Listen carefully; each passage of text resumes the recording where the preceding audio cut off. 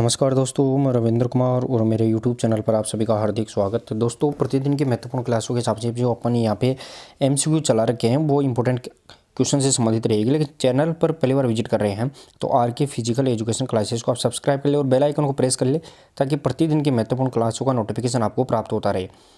तो चलिए दोस्तों, यहाँ पे ज़्यादा टाइम अपन नहीं लेंगे तो क्लास को अपन शुरू करते हैं। लेकिन उससे पहले एक बार आप क्लास को शेयर और लाइक जरूर कर दें सभी, फिर अपन यहाँ पे शुरू करने वाले हैं।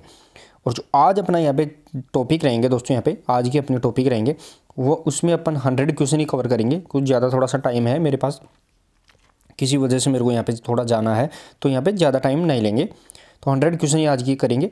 और टॉपिक यहाँ पे रहेंगे वो स्पोर्ट्स ट्रेनिंग से संबंधित रहेंगे। ध्यान रखना, पहला टॉपिक यहाँ पे स्पोर्ट्स ट्रेनिंग से संबंधित रहेगा और दूसरा अपन यहाँ पे गेम से संबंधित एक टॉपिक करेंगे, क्योंकि अपन ने प्रतिदिन यहाँ पे एक गेम को भी कवर करते हुए चलना है ताकि लगभग 10 दिन के अंदर ही अपना यहाँ पे कोर्स कंप्लीट हो जाए।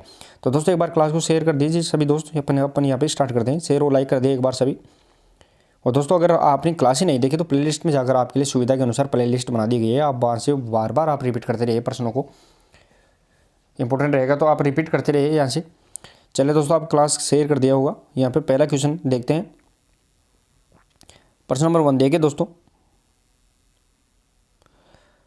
प्रश्न नंबर 1 रहेगा दोस्तों यहाँ पे सर्किट ट्रेनिंग। ध्यान रखना है दोस्तों, यहाँ पे सर्किट ट्रेनिंग विधि किसके द्वारा निर्मित की गई है। जो सर्किट ट्रेनिंग विधि है दोस्तों यहाँ पे वो किसके द्वारा निर्मित की गई है वो अपने यहाँ पे बताना है। सर्किट ट्रेनिंग जो स्ट्रेंथ को डेवलप करती है, ध्यान रखना है, स्ट्रेंथ को डेवलप करती है।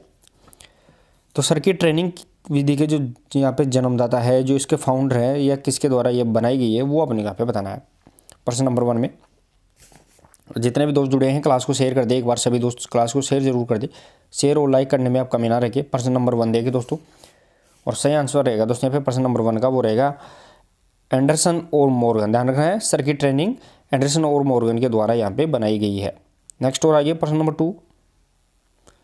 प्रश्न नंबर 2 देखिए दोस्तों। प्रश्न नंबर 2 रहेगा अंतराल प्रशिक्षण। ध्यान रखना है, इंटरवल ट्रेनिंग की बात करनी है यहाँ पे। अंतराल प्रशिक्षण भार किस पर आधारित होता है वो अपने को यहाँ पे बताना है। जो अंतराल प्रशिक्षण है, इंटरवल ट्रेनिंग है, उसमें जो भार है वो किस पर आधारित होता है ये अपने को यहाँ पे बताना है। भार की मात्रा, भार की तीव्रता, हृदय गति या ऑक्सीजन खपत। प्रश्न नंबर 2 में बताना है दोस्तों यहाँ पे। और सही आंसर रहेगा दोस्तों प्रश्न नंबर 2, भार अंतराल प्रशिक्षण भार किस पर आधारित होगा तो वो यहाँ पे ध्यान रखना है हृदय गति यानी हार्ट बीट पर डिपेंड करेगा कि उसको कितनी देर के लिए, कितने समय के लिए उसे ट्रेनिंग करवानी चाहिए। तो यहाँ पे वो हार्ट बीट पे डिपेंड करेगा। नेक्स्ट और आगे प्रश्न नंबर 3 देखें दोस्तों। प्रश्न नंबर 3 देखें दोस्तों। कल भी मैंने बताया था, कोई भी दोस्त एडवांस में क्वेश्चन जो दिखता है आपको उसका कोई भी आंसर नहीं देगा। जैसे ही क्वेश्चन का नंबर आता है आप आंसर टाइप कर देना है। प्रश्न नंबर 3 देखिए दोस्तों यहाँ पे, थकान पूरी तरह दूर न होना किसमें अति आवश्यक है। ध्यान रखना है दोस्तों यहाँ पे, थकान पूरी तरह है वो दूर न हो, ये किसमें अति आवश्यक है वो अपने यहाँ पे बताना है। यानी पूरी तरह अपने को विश्राम नहीं मिलना चाहिए। कार्य करते ही फिर जैसे रेस्ट करते तुरंत बाद अपने को यहाँ पे वापस से प्रशिक्षण देना चाहिए। तो ये कौन सी विधि रहेगी? निरंतर अंतराल प्रशिक्षण, फाटले या बाहर प्रशिक्षण। प्रश्न नंबर 3 में बताना है दोस्तों, इंपॉर्टेंट रहेगा प्रश्न नंबर 3। थकान पूरी तरह दूर न होना किसमें अति आवश्यक है, प्रश्न नंबर 3। और जो सही आंसर रहेगा दोस्तों ये अंतराल प्रशिक्षण यानी इंटरवल ट्रेनिंग है, उसके अंदर ध्यान रखना है ये पूरी तरह से उसको विश्राम नहीं मिलता है, फिर उसको ट्रेनिंग मिल जाती है। नेक्स्ट और आगे प्रश्न नंबर 4 देखिए दोस्तों। प्रश्न नंबर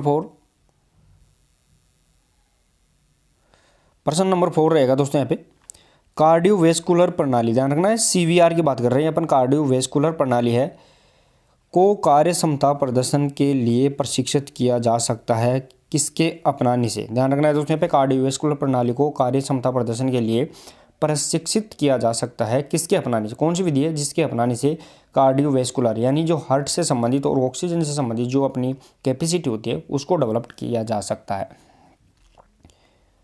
यह शब्द आपको बहुत बार देखने को मिलेगा दोस्तों, ये इंपॉर्टेंट शब्द है कार्डियोवैस्कुलर। देखना है कार्डियोवैस्कुलर जो CVS CPR, इसे कार्डियोवैस्कुलर जो सिस्टम है वो यहाँ पे आपको देखने को बहुत बार मिलेगा। तो इसको आपको यहाँ पे ध्यान रखना है किससे संबंधित होता है तो ऑक्सीजन सिस्टम से संबंधित रहेगा ये। प्रश्न नंबर यहाँ पे 4 और जो सही आंसर रहेगा दोस्तों कार्डियोवैस्कुलर जो प्रणाली है वो यहाँ पे एरोबिक्स व्यायाम करते हैं अपन, ऑक्सीकृत व्यायाम करते हैं, जैसे लंबी मैराथन दौड़ करते हैं, उनसे संबंधित करते हैं, तो वो कार्डियोवैस्कुलर प्रणाली है वो यहाँ पे ठीक हो जाती है, मजबूत हो जाती है। नेक्स्ट और आगे प्रश्न नंबर 5। प्रश्न नंबर 5 देखिए दोस्तों, प्रश्न नंबर 5 रहेगा कार्बोहाइड्रेट। ध्यान रखना है प्रश्न नंबर 5 में कार्बोहाइड्रेट भारीकरण, यानी जो कार्बोहाइड्रेट भारीकरण का मतलब है कार्बोहाइड्रेट लोडिंग बोलते हैं अपन इसे, खिलाड़ी इस प्रक्रिया को अपनाकर किया करते हैं। ध्यान रखना है यहाँ पे कार्बोहाइड्रेट जो लोडिंग है वो खिलाड़ी किस प्रक्रिया को अपनाकर करते हैं, रक्त द्वारा, शक्ति का मांसपेशियों में संचय करके, शक्ति को नष्ट करके, या आराम करके। कार्बोहाइड्रेट लोडिंग की बात कर रहे हैं यहाँ पे दोस्तों। गेम्स होते हैं, गेम से ध्यान रखना, गेम जो खेलते हैं, खेल से 1 से 2 घंटे पहले ही कार्बोहाइड्रेट लोडिंग करते हैं अपन शरीर के अंदर, ताकि अच्छा सा परफॉर्मेंस अपन दे सके। प्रश्न नंबर 5 में सही आंसर रहेगा दोस्तों कार्बोहाइड्रेट लोडिंग कैसे करते हैं, तो यहाँ पे शक्ति का मांसपेशियों में संचय करके, यानी जो ग्लूकोज है, ग्लूकोज को ग्लाइकोजन के रूप में यकृत और जो मांसपेशियाँ हैं उनमें इकट्ठा कर लेते हैं, तो वो क्या हो गया, कार्बोहाइड्रेट लोडिंग की श्रेणी के अंतर्गत आ जाता है। नेक्स्ट और आगे प्रश्न नंबर 6 देखें दोस्तों। प्रश्न नंबर 6, प्रश्न नंबर 6 रहेगा दोस्तों यहाँ पे, किस खेल में सर्वप्रथम दबाव प्रशिक्षण विधि का प्रयोग किया गया था। दोस्तों यहाँ पे दबाव यानी प्रेशर ट्रेनिंग की बात कर रहे हैं अपन यहाँ पे दोस्तों। यहाँ पे प्रेशर ट्रेनिंग किस खेल में सर्वप्रथम दबाव प्रशिक्षण विधि, जिसके खोजकर्ता कौन थे, विंटर बॉटम। ध्यान रखना दबाव प्रशिक्षण विधि है, इसके खोजकर्ता थे वो विंटर बॉटम है, विंटर बॉटम है वो इसके खोजकर्ता रहेंगे। लेकिन ये पहली बार कौन से खेल में इसको बनाया गया था वो अपने यहाँ पे बताना। साथ ही में दोस्तों ये USA यानी अमेरिका के अंदर इस ट्रेनिंग को पहली बार बनाया गया था। प्रश्न नंबर 6 और सही आंसर रहेगा दोस्तों यहाँ पे फुटबॉल के अंदर पहली बार प्रेशर ट्रेनिंग को अपनाया गया था, जिसे अपन दबाव प्रशिक्षण विधि के नाम से जानते हैं। इसके अंदर दोस्तों ऐसी ट्रेनिंग इस प्रकार दी जाती है कि जिस प्रकार रियल के अंदर जो गेम चलता है उसी पोजीशन के अंदर, उसी परिस्थिति में यहाँ पे ट्रेनिंग दी जाती है। नेक्स्ट और आगे प्रश्न नंबर 7 देखें दोस्तों। प्रश्न नंबर 7, सर्किट ट्रेनिंग का उद्देश्य किसमें विकास करना है। सर्किट ट्रेनिंग की बात कर रहे हैं दोस्तों अपन यहाँ पे, उसका उद्देश्य क्या है वो डेवलपमेंट करने का, वो अपने यहाँ पे बताना है। और दोनों मैंने बताया था थोड़ी देर पहले, जो प्रश्न आया था शुरू के अंदर ही आया था ये प्रश्न कि सर्किट ट्रेनिंग के खोजकर्ता कौन है या इस किसके द्वारा बनाया गया था, तो वो यहाँ पे एडमसन और मॉर्गन अपन ने देखा था। जो एंडरसन और मॉर्गन है वो इसके खोजकर्ता हैं। तो यहाँ पे ये किसको डेवलप करती है ये पूछा गया है प्रश्न नंबर 7 के अंदर। और दोस्तों जितने भी नए दोस्त जुड़े हैं, नए स्टूडेंट जुड़े हैं, सभी एक बार क्लास को शेयर और लाइक कर दें अपने अपने प्लेटफॉर्म पर। और दोस्तों आपके लिए मैं इंपॉर्टेंट यहाँ पे ये रहेगी कि जो PDF आपके लिए तैयार करवाई जा रही है करंट अफेयर्स की PDF इंपॉर्टेंट रहेगी आपके लिए, जहाँ से 5 से 10% आपको सीधे सीधे एग्जाम में देखने को मिलेंगे, तो वो आपके लिए तैयार हो रही है, उसमें आपको टेंशन लेने की जरूरत नहीं है। प्रश्न नंबर 7 देखें दोस्तों। यहाँ पे सर्किट ट्रेनिंग के द्वारा यहाँ पे स्ट्रेंथ को डेवलप किया जाता है, शक्ति को डेवलप किया जाता है, मैंने बताया भी था दोस्तों ये, तो इसको अपने को यहाँ पे ध्यान रखना है। पूछा गया प्रश्न है, पहले भी पूछा गया है। नेक्स्ट और आगे प्रश्न नंबर 8 देखें दोस्तों। प्रश्न नंबर 8, प्रश्न नंबर 8 रहेगा दोस्तों यहाँ पे निरंतर प्रशिक्षण विधि यानी कंटिन्यूस ट्रेनिंग मेथड की बात कर रहे हैं अपन यहाँ पे। निरंतर प्रशिक्षण विधि का प्रतिपादन किसने किया है। कंटिन्यूस ट्रेनिंग मेथड एक होती है इंटरवल मेथड, इंटरवल मेथड जिसे अंतराल विधि के नाम से जानते हैं। एक होती है निरंतर विधि जिसे अपन कंटिन्यूस ट्रेनिंग मेथड के नाम से जानते हैं। तो यहाँ पे निरंतर प्रशिक्षण विधि का प्रतिपादन किसने किया है वो अपने यहाँ पे बताना है। प्रश्न नंबर 8 का आंसर प्रश्न नंबर 8 में बताना है दोस्तों यहाँ पे। और सही आंसर रहेगा जो निरंतर प्रशिक्षण विधि कंटिन्यूस ट्रेनिंग मेथड है वो डॉक्टर अर्नेस्ट वेन ओकन के द्वारा यहाँ पे बनाई गई है। अर्नेस्ट वेन ओकन के नाम से अपन इसे जानते हैं। निरंतर प्रशिक्षण विधि अर्नेस्ट वेन ओकन के द्वारा बनाई गई है। इसी के साथ में सर्किट ट्रेनिंग एंडरसन और मॉर्गन के द्वारा बनाई है। ये ट्रेनिंग्स है जितनी भी प्रशिक्षण विधियाँ हैं उनके खोजकर्ता अपने को नाम याद रखना ही है। नेक्स्ट और आगे प्रश्न नंबर 9 देखें दोस्तों। प्रश्न नंबर 9, प्रश्न नंबर 9 रहेगा दोस्तों यहाँ पे, वो देखें निरंतर प्रशिक्षण विधि कंटिन्यूस ट्रेनिंग मेथड है किसके विकास में सहायक है। कौन किसके विकास में सहायक है। जो निरंतर ट्रेनिंग करते हैं अपन तो वो किसके विकास में यहाँ पे अपने को डेवलपमेंट करती है, वो किस में फ़ायदा देती है वो अपने को यहाँ पे बताना है। निरंतर प्रशिक्षण विधि किसके विकास में सहायक है। मांसपेशी निर्माण, लचीलापन, ताकत या सहनशीलता। कंटिन्यूस ट्रेनिंग जिसके खोजकर्ता अर्नेस्ट वेन ओकन है दोस्तों यहाँ पे याद रखना है प्रश्न नंबर 9 और जो सही आंसर रहेगा दोस्तों यहाँ पे निरंतर प्रशिक्षण विधि है वो अपने को यहाँ पे सहनशीलता यानी एंडोरेंस डेवलप करती है, शरीर के अंदर सहनशीलता विकसित कर देती है, जिसे अपन एंडोरेंस के नाम से जानते हैं। थकान की स्थिति में भी कार्य करने की कैपेसिटी शरीर में डेवलप हो जाती है। नेक्स्ट और आगे प्रश्न नंबर 10 देखिए दोस्तों। प्रश्न नंबर 10 रहेगा, निम्न में से निरंतर प्रशिक्षण विधि का रूप है यानी कंटिन्यूस ट्रेनिंग मेथड है, उसका कौन सा रूप है वो अपने को यहाँ पे बताना है। 400 मीटर ऊंची कूद, मेडिसन बॉल थ्रो या फिर क्रॉस कंट्री। यहाँ पे निरंतर प्रशिक्षण विधि की बात कर रहे हैं प्रश्न नंबर 10 के अंदर। और सही आंसर रहेगा दोस्तों यहाँ पे प्रश्न नंबर 10 का निरंतर जो प्रशिक्षण विधि कंटिन्यूस ट्रेनिंग मेथड है वो ध्यान रखना है। यहाँ पे क्रॉस कंट्री है वो कंटिन्यूस ट्रेनिंग मेथड के अंतर्गत आती है, लंबी दूरी की है, जिससे यहाँ पे सहनशीलता यानी इसके अंदर क्या होता है एंडोरेंस यहाँ पे डेवलप हो जाती है। नेक्स्ट और आगे प्रश्न नंबर 11 देखें दोस्तों। प्रश्न नंबर 11 रहेगा दोस्तों यहाँ पे, निम्न में से किसने अंतराल प्रशिक्षण विधि को प्रचलित किया था। यानी अंतराल प्रशिक्षण विधि है जो यहाँ पे इंटरवल ट्रेनिंग मेथड है, उसको यहाँ पे किसके द्वारा यहाँ पे बनाया गया था वो अपने को यहाँ पे बताना है। दोस्तों निरंतर विधि जिसे कंटिन्यूस ट्रेनिंग मेथड के नाम से जानते हैं उसको किसने बनाया था, अर्नेस्ट वेट ओकन ने बनाया था। लेकिन यहाँ पे अंतराल विधि जिसे अपन इंटरवल ट्रेनिंग मेथड के नाम से जानते हैं वो ये किसके द्वारा बनाई गई है। प्रश्न नंबर 11 बताना है और सही आंसर रहेगा दोस्तों ग्रेसलर व हेंस रेंडाल। ध्यान रखना है ग्रेसलर और हेंस रेंडाल के द्वारा यहाँ पे कौन सी विधि इंटरवल ट्रेनिंग मेथड यानी अंतराल प्रशिक्षण विधि है वो इसके द्वारा बनाई गई है, ग्रेसलर और हेंस रेंडाल के द्वारा। साथ ही में जो लगातार विधि है जिसे कंटिन्यूस मेथड के नाम से जानते हैं वो किसके द्वारा बनाई गई थी, तो वो अर्नेस्ट वैन ओकन के द्वारा। और साथ ही में तीसरी जो विधि थी सर्किट ट्रेनिंग वो एडमसन और मॉर्गन के द्वारा बनाई गई है। इस प्रकार अपने को तीनों विधियों के फाउंडर याद रखने हैं। नेक्स्ट और अगला प्रश्न नंबर यहाँ पे 12 देखिए दोस्तों, कौन सी गतिविधि अंतराल प्रशिक्षण का उदाहरण है। अंतराल यानी यहाँ पे इंटरवल ट्रेनिंग मेथड का यहाँ पे पार्ट है, वो कौन सी यहाँ पे उदाहरण है वो अपने को यहाँ पे बताना है। अंतराल प्रशिक्षण विधि का इंटरवल ट्रेनिंग मेथड का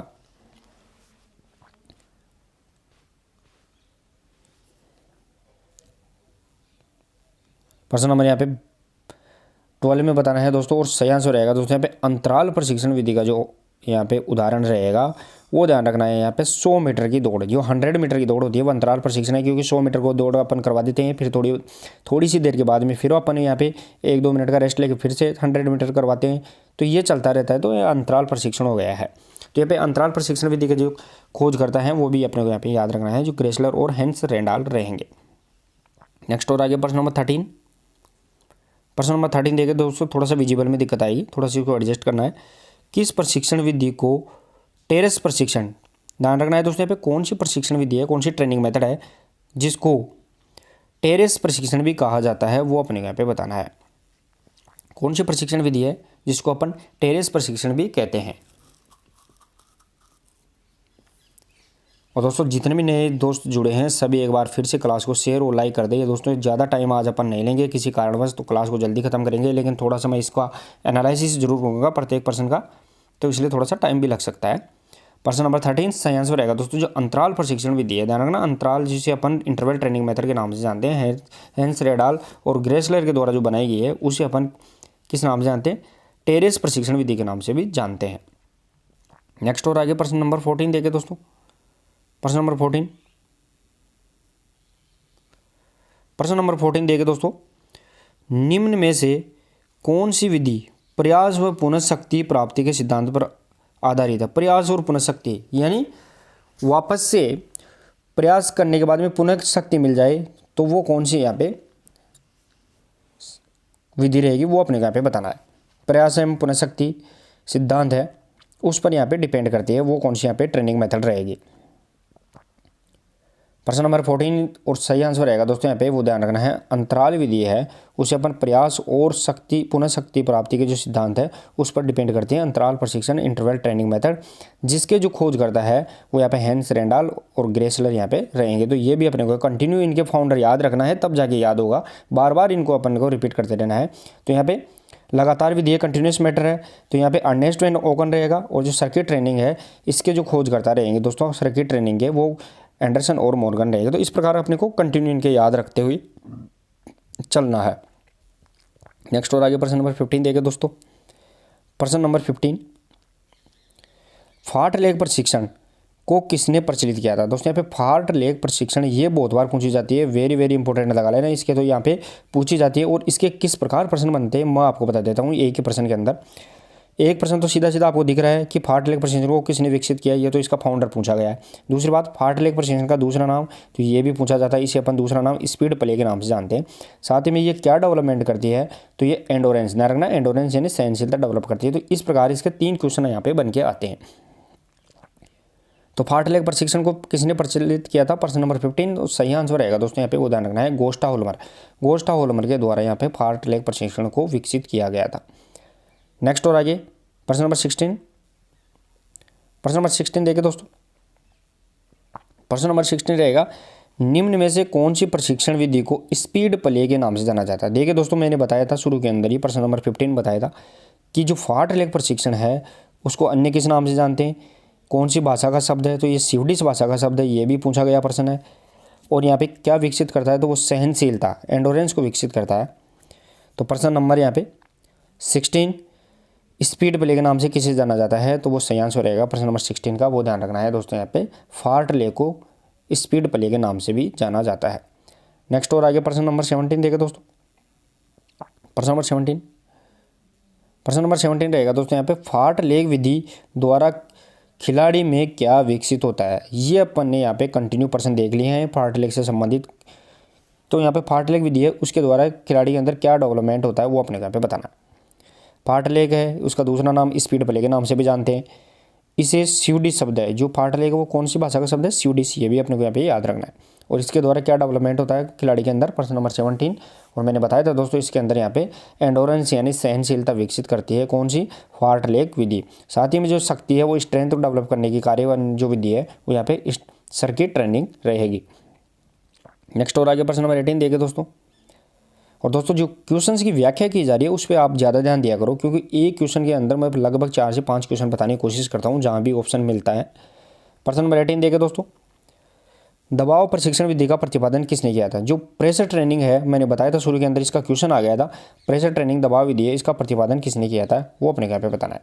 अब देखिए दोस्तों, अपने को याद करने का तरीका यही है कि ये क्वेश्चन आ गया, इससे पहले पूछा गया था दबाव प्रशिक्षण किस खेल से संबंधित है, तो वहाँ पे बताया गया था फुटबॉल से संबंधित है। कौन से देश में हुआ था सबसे पहले इसका विकास, तो वो यूएसए अमेरिका के अंदर हुआ था, ये मैंने बताया था। तो इस प्रकार अपने को प्रत्येक प्रश्न से जोड़कर पढ़ना है, और मैंने उस टाइम में इसका जो प्रतिपादक है वो भी बताया था। तो प्रश्न नंबर 18 और जो सही आंसर रहेगा दोस्तों विंटर बॉटम। विंटर बॉटम मैंने बताया था प्रशिक्षण, वो दबाव प्रशिक्षण विधि के यहाँ पे खोजकर्ता रहेंगे, प्रतिपादक रहेंगे। गोस्टा होल्मर किससे संबंधित है, तो ये फाट लेख से संबंधित है, ये भी अपने को यहाँ पे याद रखने लगा। नेक्स्ट और आगे प्रश्न नंबर 19। प्रश्न नंबर 19 देखें दोस्तों, यहाँ पे निम्न में से दबाव प्रशिक्षण विधि का उदाहरण है। दबाव का मतलब यहाँ पे प्रेशर ट्रेनिंग की बात कर रहे हैं अपन, विंटर बॉटम के द्वारा बनाई गई थी अमेरिका के अंदर। तो यहाँ पे दबाव प्रशिक्षण विधि है, इसका उदाहरण क्या है? मेडिसिन बॉल व्यायाम, लंबी दूरी दौड़, शटल रन या सिटअप। प्रश्न नंबर 19 बताना है। प्रश्न नंबर यहाँ पे 19 सही आंसर रहेगा दोस्तों। यहाँ पे दबाव प्रशिक्षण विधि का जो उदाहरण रहेगा वो यहाँ पे मेडिसिन बॉल व्यायाम, यानी जो मेडिसिन बॉल आती है, बड़ी सारी की बॉल आती है, भारी बॉल आती है, उसके साथ व्यायाम करते हैं, तो उसे अपन यहाँ पे दबाव प्रशिक्षण विधि के अंतर्गत उदाहरण माना जाएगा। नेक्स्ट और आगे प्रश्न नंबर 20। प्रश्न नंबर 20 देखे दोस्तों, दबाव प्रशिक्षण विधि द्वारा विकसित किया जाता है, यानी जो प्रेशर ट्रेनिंग है उसके द्वारा क्या डेवलपमेंट अपन करते हैं वो भी अपने को यहाँ पे बताना है। और दोस्तों जितने भी नए दोस्त जुड़े हैं क्लास को एक बार सभी दोस्त शेयर कर दें, शेयर करने में कमी ना रखे दोस्तों। सभी दोस्त एक बार क्लास को फिर से एक बार अपने अपने जो ग्रुप है उनमें शेयर कर दो एक बार, ताकि और भी दोस्तों का भला हो सके। और दोस्तों जल्दी आपको यहाँ पे शारीरिक शिक्षक भर्ती ग्रेड 3 और 2 दोनों की नई वैकेंसी आपको मिलेगी, उसका क्लासिफिकेशन आपको जल्दी मिल जाएगा, उसका वर्गीकरण जल्द मिल जाएगा। जो लगभग 6000 की जो सूचना आ रही है उससे हालांकि कम आएगी वैकेंसी, लेकिन ज़रूर आपको इसका डिवाइडेशन मिल जाएगा। तो आप लगे रहिए तैयारी के अंदर, उसमें आप बिल्कुल भी छोड़े ना। तो दबाव प्रशिक्षण विधि द्वारा क्या विकसित किया जाता है? प्रश्न नंबर यहाँ पे 20 के अंदर बताना है। और सही आंसर रहेगा दोस्तों यहाँ पे स्ट्रेंथ, शक्ति विकसित करते हैं।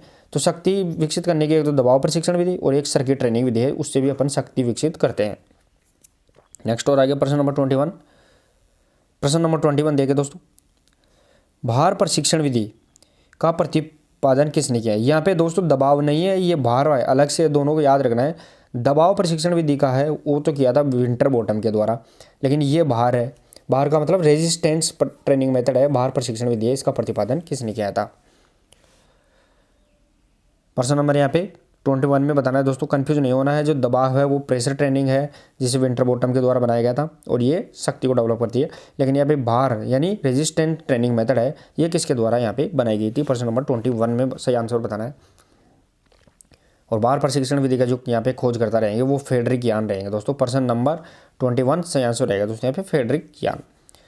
नेक्स्ट और आगे प्रश्न नंबर 22। प्रश्न नंबर 22 देखिए दोस्तों, भार प्रशिक्षण निम्न में से किसके विकास में सहायक है। भार प्रशिक्षण की बात कर रहे हैं दोस्तों, यहाँ पर रेजिस्टेंस जो ट्रेनिंग मेथड है उसकी बात कर रहे हैं, जो यहाँ पे फ्रेडरिक यान के द्वारा बनाई गई है।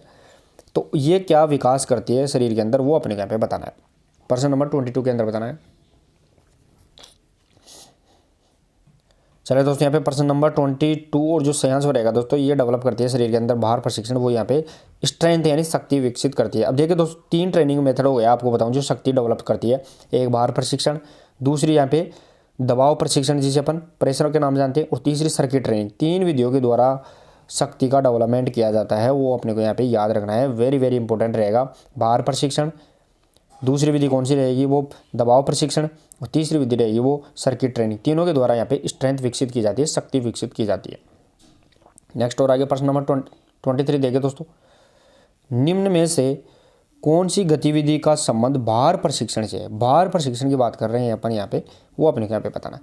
अब भार क्या विकसित कर रही है, भार प्रशिक्षण विधि क्या विकसित करते हैं, शक्ति। अब शक्ति किस में रिलेटेड रहेगी वो अपने को यहाँ पे इस ऑप्शन के अंदर बताना है। साइकिलिंग में, तैराकी में, बेंच प्रेस या फिर फॉरवर्ड रोल। प्रश्न नंबर 23 में बताना है। भार प्रशिक्षण विधि शक्ति डेवलप करती है, लेकिन शक्ति का कौन सा उदाहरण यहाँ पे रहेगा, तो प्रश्न नंबर 23 सही आंसर रहेगा। तो जो बेंच प्रेस करते हैं वो यहाँ पे भार प्रशिक्षण से संबंधित रहेगा, ये अपने को यहाँ पे ध्यान रखना है। जिसका खोजकर्ता भार प्रशिक्षण विधि है, इसके खोजकर्ता रहेंगे यहाँ पे फ्रेडरिक यान। नेक्स्ट और आगे प्रश्न नंबर 24। प्रश्न नंबर 24 देखिए दोस्तों, किसी खेल विशेष के कौशल को विकसित करने के उद्देश्य से किए जाने वाली गतिविधि को क्या कहा जाता है। यानी कोई भी गेम्स है उसकी किसी भी कौशल यानी स्किल्स को अगर डेवलप करना है तो उसके उद्देश्य से जो एक्टिविटीज़ करवाई जाती है उसे अपन किस नाम से जानते हैं, वो अपने यहाँ पे बताना है। पूरक खेल, पाठ योजना, खेल प्रशिक्षण या मनोरंजन खेल। प्रश्न नंबर 24 बताना आपको। और दोस्तों जो भी नए स्टूडेंट जुड़े हैं क्लास को शेयर कर दिया करो, आप शेयर करने में कमी ना रखिए। प्रश्न नंबर यहाँ पे 24 सही आंसर रहेगा दोस्तों यहाँ पे पूरक खेल, यानी इसे अपन पूरक खेल के नाम से जानते हैं। जो भी गेम्स है उसकी स्किल्स को डेवलप कर रहे हैं और उसको अगर इस अपन मनोरंजन के तौर पर काम में ले रहे तो वो पूरक खेल कहलाएंगे। नेक्स्ट और आगे प्रश्न नंबर 25। पूरक खेल के द्वारा खिलाड़ी में क्या विकसित किया जाता है। दोस्तों पूरक खेल है, पूरक खेल के द्वारा खिलाड़ी में क्या विकसित करते हैं वो अपने यहाँ पे बताना है। अब दोस्तों इसमें बताया था पूरक खेल के द्वारा खिलाड़ी के अंदर क्या विकसित कर रहे हैं, तो कौशल या किसी स्किल्स को डेवलप कर रहे हैं। तो प्रश्न नंबर 25 में देखे दोस्तों यहाँ पे, वो अपने को यहाँ पे मिलेगा खेल कौशल विकास करना, यानी किसी भी गेम्स की कोई भी टेक्निक या स्किल है वो सीखना ही। जैसे वॉलीबॉल के अंदर अंडर पास हो गया, स्मैश हो गई, तो वो क्या हो गया पूरक खेल कहलाएंगे। जिस एक गेम्स कौन सा है वॉलीबॉल, लेकिन स्किल सीख रहे हैं अपन इसमें अंडर या फिर स्मैश की तैयारी। नेक्स्ट और आगे प्रश्न नंबर 26। प्रश्न नंबर 26 देखे दोस्तों, पूरक खेल की प्रकृति होती है। दोस्तों जो पूरक खेल है उसकी प्रकृति यहाँ पे कैसी होती है वो अपने को यहाँ पे बताना है। मनोरंजनात्मक तरीके से काम में लेते हैं, नियमों में लचीलापन होता है, या कौशल का विकास करते हैं, या उपरोक्त सभी 26 के अंदर बताना है। दोस्तों पूरक खेल होते हैं किसी भी गेम्स की एक स्पेशल स्किल्स को सीखते हैं, उसे पूरक खेल खेलते हैं। और यहाँ पे ये रहेगा यहाँ पे उपरोक्त सभी, क्योंकि ये मनोरंजनात्मक भी प्रदान करते हैं, नियमों का लचीलापन भी हो जाता है, थोड़ा सा इसमें अपन रिलैक्स ले लेते हैं, और कौशल स्किल को विकास भी हो जाता है। तो यहाँ पे उपरोक्त सभी इसका सही आंसर रहेगा। नेक्स्ट और आगे प्रश्न नंबर 27। प्रश्न नंबर 27 देखिए दोस्तों, किसी खिलाड़ी द्वारा अभ्यास के दौरान तीव्रता के साथ शरीर की स्थिति को भार सहित बदलने की प्रशिक्षण विधि को क्या कहते हैं। दोस्तों यहाँ पे दोबारा से देखिए, क्वेश्चन थोड़ा बड़ा है लेकिन आपको वेरी इंपॉर्टेंट क्वेश्चन है, इसको समझना है। किसी खिलाड़ी द्वारा अभ्यास के दौरान यानी ट्रेनिंग कर रहा है तो तीव्रता के साथ यानी बहुत फास्ट के रूप में, तीव्रता इंटेंसिटी के साथ में शरीर की स्थिति को भार के साथ में ही बदलने की प्रशिक्षण विधि को अपन क्या कहते हैं। रणनीति, प्लायोमेट्रिक प्रशिक्षण, भार प्रशिक्षण या लगातार प्रशिक्षण। 27 बताना है। प्रश्न नंबर 27 सही आंसर रहेगा दोस्तों प्लायोमेट्रिक प्रशिक्षण है वो यहाँ पे कहेंगे कि तुरंत ही यानी तीव्रता के साथ में गति के साथ में अपने भार सहित शरीर की बदलने की स्थिति प्लायोमेट्रिक कहलाएगी। नेक्स्ट और आगे प्रश्न नंबर 28। प्रश्न नंबर 28 देखिए दोस्तों, प्रश्न नंबर यहाँ पे 28 रहेगा।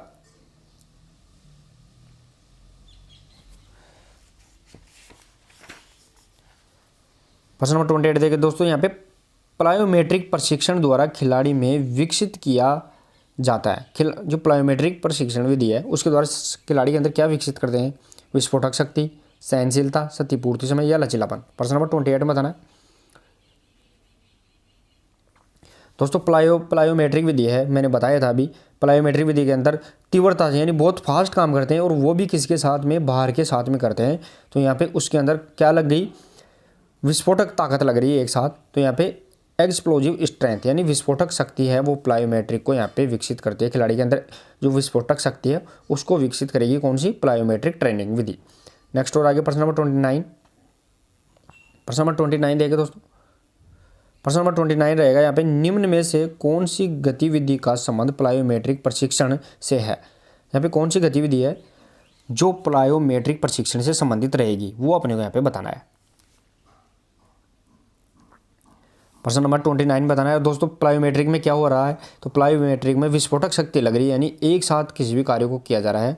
तो प्रश्न नंबर यहाँ पे 29 और जो सही आंसर रहेगा दोस्तों यहाँ पे वो ध्यान रखना है स्क्वेट जंप। यानी स्क्वेट जंप का मतलब है यहाँ पे खड़े होकर जंप मारना। स्केट जंप एक साथ जंप आगे मारना है वो स्क्वेट जंप हो गया। तो ये कौन सी विस्फोटक शक्ति लग रही है? तो ये किसके अंदर आएगी? प्लायोमेट्रिक प्रशिक्षण के अंतर्गत आएगी। नेक्स्ट और आगे प्रश्न नंबर 30। प्रश्न नंबर 30 देखिए दोस्तों, यहाँ पे शारीरिक दक्षता क्षमता है यानी फिजिकल जो फिटनेस एफिशिएंसी रहेगी वो क्या है वो अपने यहाँ पे बताना है। शारीरिक दक्षता क्षमता क्या है? दैनिक कार्य करने की, मूलभूत कौशल मापने की, समूह का वर्गीकरण करने की या इनमें से कोई नहीं। प्रश्न नंबर 30 बताना है और बहुत बार पूछा जाता है ये क्वेश्चन दोस्तों। शारीरिक दक्षता फिजिकल जो फिटनेस है वो क्या है वो अपने यहाँ पे बताना है। सही आंसर रहेगा दोस्तों यहाँ पे वो ध्यान रखना है दैनिक कार्य करने की जो क्षमता है उसे ये अपन शारीरिक दक्षता के नाम से जानते हैं। तो दैनिक कार्य करने में अगर व्यक्ति समर्थ है तो इसका मतलब उसकी फिजिकल फिटनेस है वो थोड़ी यहाँ पे अच्छी से ठीक है। नेक्स्ट और आगे प्रश्न नंबर 31। प्रश्न नंबर 31 देखिए दोस्तों, प्रश्न नंबर 31 रहेगा कौन से प्रशिक्षण विधि में एरोबिक और एनएरोबिक ऊर्जा प्रयोग आती है? यानी ऑक्सीकृत और अनऑक्सीकृत दोनों क्रियाएं यहाँ पे काम आती है वो कौन सी यहाँ पे ट्रेनिंग विधि रहेगी? अंतराल प्रशिक्षण, भार प्रशिक्षण, लगातार प्रशिक्षण या फार्टलेग। प्रश्न नंबर 31 में बताना है दोस्तों आपको कौन सी प्रशिक्षण विधि जिसमें एरोबिक यानी ऑक्सीकृत और एनएरोबिक यानी ऑक्सीकृत नहीं दोनों यहाँ पे कार्य आता है। तो प्रश्न नंबर 31 सही आंसर रहेगा अंतराल प्रशिक्षण विधि। इंटरवल ट्रेनिंग मेथड है वो ध्यान रखना है क्या करती है? एरोबिक और एनएरोबिक दोनों यहाँ पे सीमाओं से संबंधित होती है। तो चलिए दोस्तों मैं प्रश्न पूछ लेता हूं दोस्तों, आपको कमेंट बॉक्स में बताना है अंतराल प्रशिक्षण विधि के हैं वो खोजकर्ता कौन है? क्योंकि अपन ने खूब पढ़ लिया है तो इसके आप इंटरवल ट्रेनिंग है उसके यहाँ पे फाउंडर या खोज प्रतिपादक है वो बताना है आपको। नेक्स्ट और आगे प्रश्न नंबर 32 देखिए दोस्तों, प्रश्न नंबर 32 अंतराल प्रशिक्षण विधि का प्रतिपादन किसने किया था? अंतराल प्रशिक्षण है यहाँ पे दोस्तों, अंतराल प्रशिक्षण जो मैंने प्रश्न पूछा आपसे इंटरवल ट्रेनिंग मेथड है इसका प्रतिपादन किसने किया था वो अपने यहाँ पे बताना है। प्रश्न नंबर 32 और जो सही आंसर है अंतराल प्रशिक्षण विधि है वो बिकेला के द्वारा यहाँ पे इजाद की गई है। प्रश्न नंबर 32 का सही आंसर रहेगा यहाँ पे बिकेला। नेक्स्ट और आगे प्रश्न नंबर 33। प्रश्न नंबर 33 देखिए दोस्तों, प्रतिरोधक व्यायाम के सिद्धांत की व्याख्या किसने की? प्रतिरोधक व्यायाम दोस्तों यहाँ पे प्रतिरोधक व्यायाम है इसके सिद्धांत की व्याख्या किसने की है वो अपने यहाँ पे बताना है प्रश्न नंबर 33 के अंदर।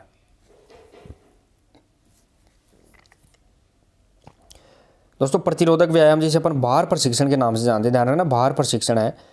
भार प्रशिक्षण जो फेडरिकियान के द्वारा दिया गया था लेकिन इसकी व्याख्या है वो सिद्धांत की भार प्रशिक्षण की इसकी व्याख्या किसके द्वारा की गई है? प्रश्न नंबर यहाँ पे 33 सही आंसर रहेगा दोस्तों पे एडोल्फ फिक के द्वारा इसकी व्याख्या की गई है। और ये जो भार प्रतिरोधक व्यायाम है जिसे भार प्रशिक्षण भी कहते हैं वो यहाँ पे बनाया किसके द्वारा गया था? फेडरिकियान के द्वारा बनाया गया था। नेक्स्ट और आगे प्रश्न नंबर 34। तो प्रश्न नंबर 34 देखिए दोस्तों,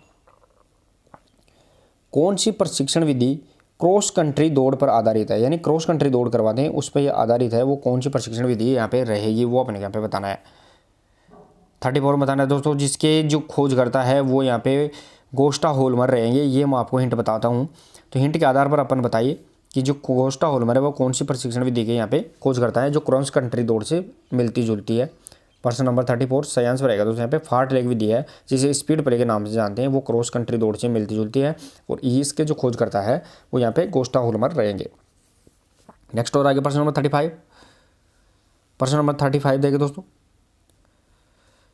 किस प्रशिक्षक की देख रेख में, यानी किसी भी प्रशिक्षक की देख रेख में सीखे कौशलों का अभ्यास करता है तो उसे क्या कहते हैं। ध्यान रखना है दोस्तों, दोबारा से देखिए, कोई कोच है या कोई प्रशिक्षक है, उसकी देख रेख में कोई भी स्किल सीख रहा है, कोई सीख के उसका अभ्यास कर रहा है स्किल सीखने के बाद में, तो उसे अपन किस नाम से जानते हैं।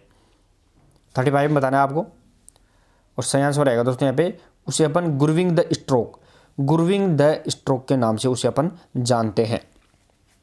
नेक्स्ट और आगे प्रश्न नंबर 36। प्रश्न नंबर 36 देखें दोस्तों,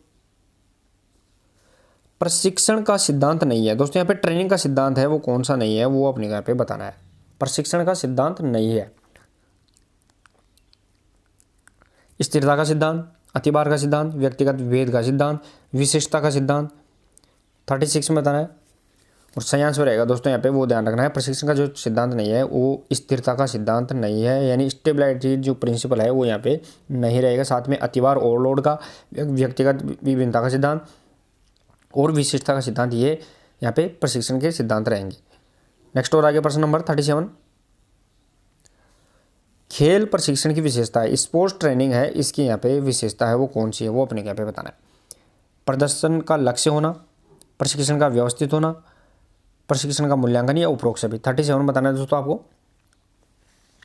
स्पोर्ट्स ट्रेनिंग की विशेषता कौन सी है, सही आंसर रहेगा दोस्तों यहाँ पे उपरोक्त सभी है, वो स्पोर्ट्स ट्रेनिंग से संबंधित यहाँ पे विशेषताएं रहेंगी।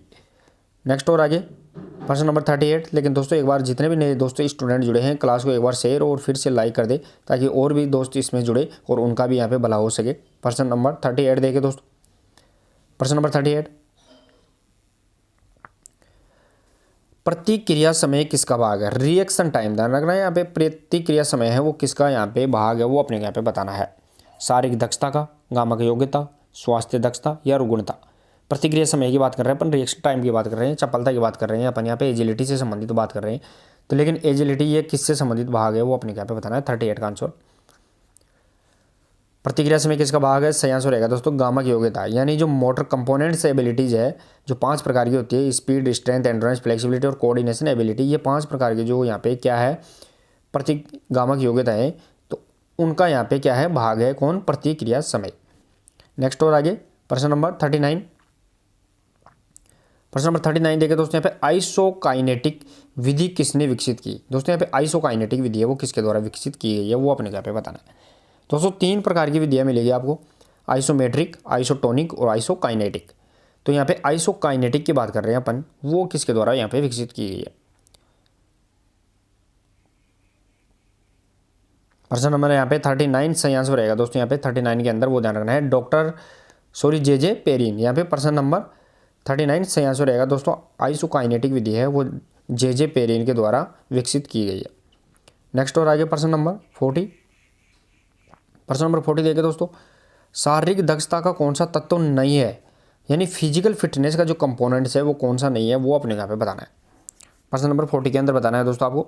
और दोस्तों मैंने बताया था जो कंपोनेंट्स होते हैं मोटर कंपोनेंट्स, ध्यान रखना है, जिसे अपन गामा की योग्यता बोलते हैं मोटर कंपोनेंट्स, वो 5 प्रकार के होते हैं, स्पीड, स्ट्रेंथ, एंडोरेंस, फ्लेक्सिबिलिटी और कोऑर्डिनेशन एबिलिटी। ये जो 5 प्रकार के यहाँ पे आपको मिलेंगे वो कंपोनेंट्स मिलेंगे। तो यहाँ पे स्पीड, स्ट्रेंथ और फ्लेक्सिबिलिटी, तो यहाँ पे क्या नहीं है, बैलेंस यानी संतुलन है, वो यहाँ पे शारीरिक दक्षता कौशल का भाग यहाँ पे नहीं है। नेक्स्ट और आगे प्रश्न नंबर 41। प्रश्न नंबर 41 देखिए दोस्तों, कौन सा तत्व सर्किट प्रशिक्षण को बेहतर बना सकता है। सर्किट ट्रेनिंग की बात कर रहे हैं अपन, जो मॉर्गन और एडम्सन के द्वारा यहाँ पे विकसित की गई थी सर्किट ट्रेनिंग, तो कौन सा तत्व है जो उसको बेहतर बना सकता है, वो अपने यहाँ पे बताना है। सहनशीलता, ताकत, गति या उपरोक्त सभी। प्रश्न नंबर 41 में बताना है दोस्तों, सर्किट ट्रेनिंग विकसित किसको करती है। अगर ये प्रश्न पूछा जाए तो वो शक्ति को विकसित करती है, ध्यान रखना, स्ट्रेंथ को विकसित करती है। लेकिन इसको बेहतर बनाने के लिए क्या किया जा सकता है, तो गति स्पीड का काम भी कर सकते हैं, ताकत यानी स्ट्रेंथ का काम भी, और सहनशीलता सभी का काम कर सकते हैं। लेकिन डेवलप किसको करेगी वो ओवरऑल, तो वो शक्ति को डेवलप करेगी। नेक्स्ट और आगे प्रश्न नंबर 42। प्रश्न नंबर 42 देखिए दोस्तों, प्रश्न नंबर 42 रहेगा क्रीड़ा प्रशिक्षण। ध्यान रखना यहाँ पे क्रीड़ा प्रशिक्षण का ध्येय क्या है। जो क्रीड़ा मतलब खेल हो गया दोस्तों यहाँ पे, तो खेल स्पोर्ट्स ट्रेनिंग का उद्देश्य क्या है वो अपने यहाँ पे बताना है, ध्येय क्या है। प्रश्न नंबर 42 में बताना है क्रीड़ा प्रशिक्षण का ध्येय क्या है। शारीरिक समर्थता की उन्नति, तकनीकी कौशल की उन्नति, रणनीति कार्य निपुणता की उन्नति, या फिर क्रीड़ामान की उन्नति। प्रश्न नंबर 42 बताना है और सही आंसर रहेगा दोस्तों क्रीड़ा प्रशिक्षण का जो उद्देश्य है वो क्रीड़ामान की उन्नति। क्रीड़ामान का मतलब जो ट्रेनिंग ले रहा है, जो प्रशिक्षण ले रहा है उसकी उन्नति करना। जो खिलाड़ी है वो ट्रेनिंग लेता है तो खिलाड़ी की उन्नति करना ही वो क्या है, क्रीड़ा प्रशिक्षण का उद्देश्य ध्येय होता है। नेक्स्ट और आगे प्रश्न नंबर 43। प्रश्न नंबर 43 देखिए दोस्तों, अंतराल प्रशिक्षण यानी इंटरवल ट्रेनिंग की बात कर रहे हैं अपन यहाँ पे। अंतराल प्रशिक्षण भार आधारित होता है, वो किस पर आधारित होता है। ये प्रश्न पहले भी पूछ लिया गया है दोस्तों आपको, अगर थोड़ा सा दिमाग अगर आपने लगाया है तो यह प्रश्न रिपीट है। अंतराल भार प्रशिक्षण भार आधारित किस पर रहेगा, तो वो हार्ट बीट पर यानी हृदय की जो गति है उस पर यहाँ पे डिपेंड रहेगा अंतराल प्रशिक्षण भार। नेक्स्ट और आगे प्रश्न नंबर 44 देखिए दोस्तों, प्रश्न नंबर 44। प्रश्न नंबर 44 रहेगा यहाँ पे चक्रीय प्रशिक्षण का सिद्धांत से संबंधित है। चक्रीय प्रशिक्षण का सिद्धांत से संबंधित कौन है। अब चक्रीय का मतलब दोस्तों स्पोर्ट्स यानी सर्किट ट्रेनिंग की बात कर रहे हैं अपन यहाँ पे। इंग्लिश में ध्यान रखना है, हिंदी में चक्रीय प्रशिक्षण बोलते हैं और इंग्लिश में अपन उसे सर्किट ट्रेनिंग के नाम से जानते हैं। तो चक्रीय प्रशिक्षण का सिद्धांत से संबंधित कौन है वो अपने यहाँ पे बताना है। प्रश्न नंबर 44 में बताना है दोस्तों आपको और सही आंसर रहेगा दोस्तों प्रश्न नंबर 44 में वो ध्यान रखना है। जो चक्रीय प्रशिक्षण या फिर सर्किट ट्रेनिंग से संबंधित है वो भार पुनः प्राप्ति की क्रमबद्धता है। भार यानी लोड है उसकी पुनः प्राप्ति की क्रमबद्धता है वो चक्रीय। यानी अपन खिलाड़ी को ट्रेनिंग करवाते हैं, थोड़ा सा रेस्ट देते हैं, फिर ट्रेनिंग करवाते हैं, फिर रेस्ट देते हैं, तो इस प्रकार ये कंटिन्यू चक्र सर्किल बना रहता है जिसमें उसके भार क्या है, क्रमबद्धता बनी रहती है। नेक्स्ट और आगे प्रश्न नंबर 45 देखिए दोस्तों। प्रश्न नंबर 45 प्रशिक्षण के विनियमन का सिद्धांत संबंधित है। प्रशिक्षण का सिद्धांत कौन सा है, विनियमन का सिद्धांत है। ये इसका संबंध किससे है वो अपने यहाँ पे बताना है। भार विपरीत अनुपात, अरेखीय विधि, भार अनुक्रमणिक या कोई नहीं। प्रशिक्षण के विनियमन का सिद्धांत संबंधित है 45 में बताना है आपको और सही आंसर रहेगा दोस्तों भार अनुक्रमणीय है वो ध्यान रखना है। प्रशिक्षण के विनियमन का सिद्धांत है यानी जितना भार दिया जाता है उतना ही प्रशिक्षण उसको करवाया जाना चाहिए। नेक्स्ट और आगे प्रश्न नंबर 46। प्रश्न नंबर 46 देखिए दोस्तों, जब एक प्रकार का प्रशिक्षण सुधार केवल एक ही कारक होता है ये किस सिद्धांत को कहते हैं। ध्यान रखना दोबारा से देखिए दोस्तों यहाँ पे, जब एक प्रकार का प्रशिक्षण सुधार केवल एक कारक होता है इस सिद्धांत को कहते हैं। भार की सरलता, भार की जटिलता, भार की विशिष्टता या भार की व्यतिकता। जब एक प्रकार का प्रशिक्षण सुधार केवल एक कारक होता है, प्रश्न नंबर 46 में बताना है और सही आंसर रहेगा दोस्तों भार की विशिष्टता। यानी किसी भी एक स्पेशल चीज़ को आप डेवलप कर रहे हैं तो यहाँ पे वो भार की विशिष्टता कहलाएगी। नेक्स्ट और आगे प्रश्न नंबर 47। प्रश्न नंबर 47 देखिए दोस्तों, शरीर समायोजन यानी बॉडी के अपन एडजस्टमेंट की बात कर रहे हैं यहाँ पे। शरीर समायोजन के लिए कौन सी प्रशिक्षण प्रणाली सर्वोत्तम रहेगी।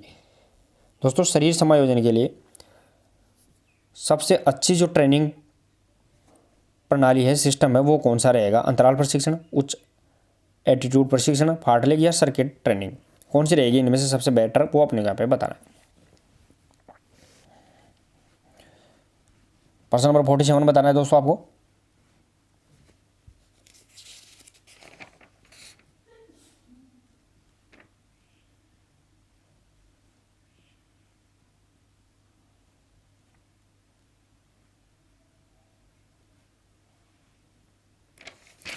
दोस्तों यहाँ पे प्रश्न नंबर 47 बताना है वो अपने यहाँ पे रहेगा शरीर समायोजन के लिए कौन सी प्रशिक्षण प्रणाली सर्वोत्तम मानी जाएगी 47 के अंदर।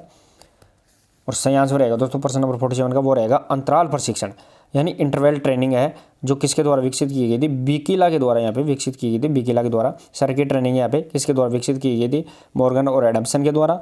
और जो फार्ट ले गया है वो यहाँ पे गोस्टा हेलोमर के द्वारा यहाँ पे बनाई गई थी। नेक्स्ट हो रहा है प्रश्न नंबर 48।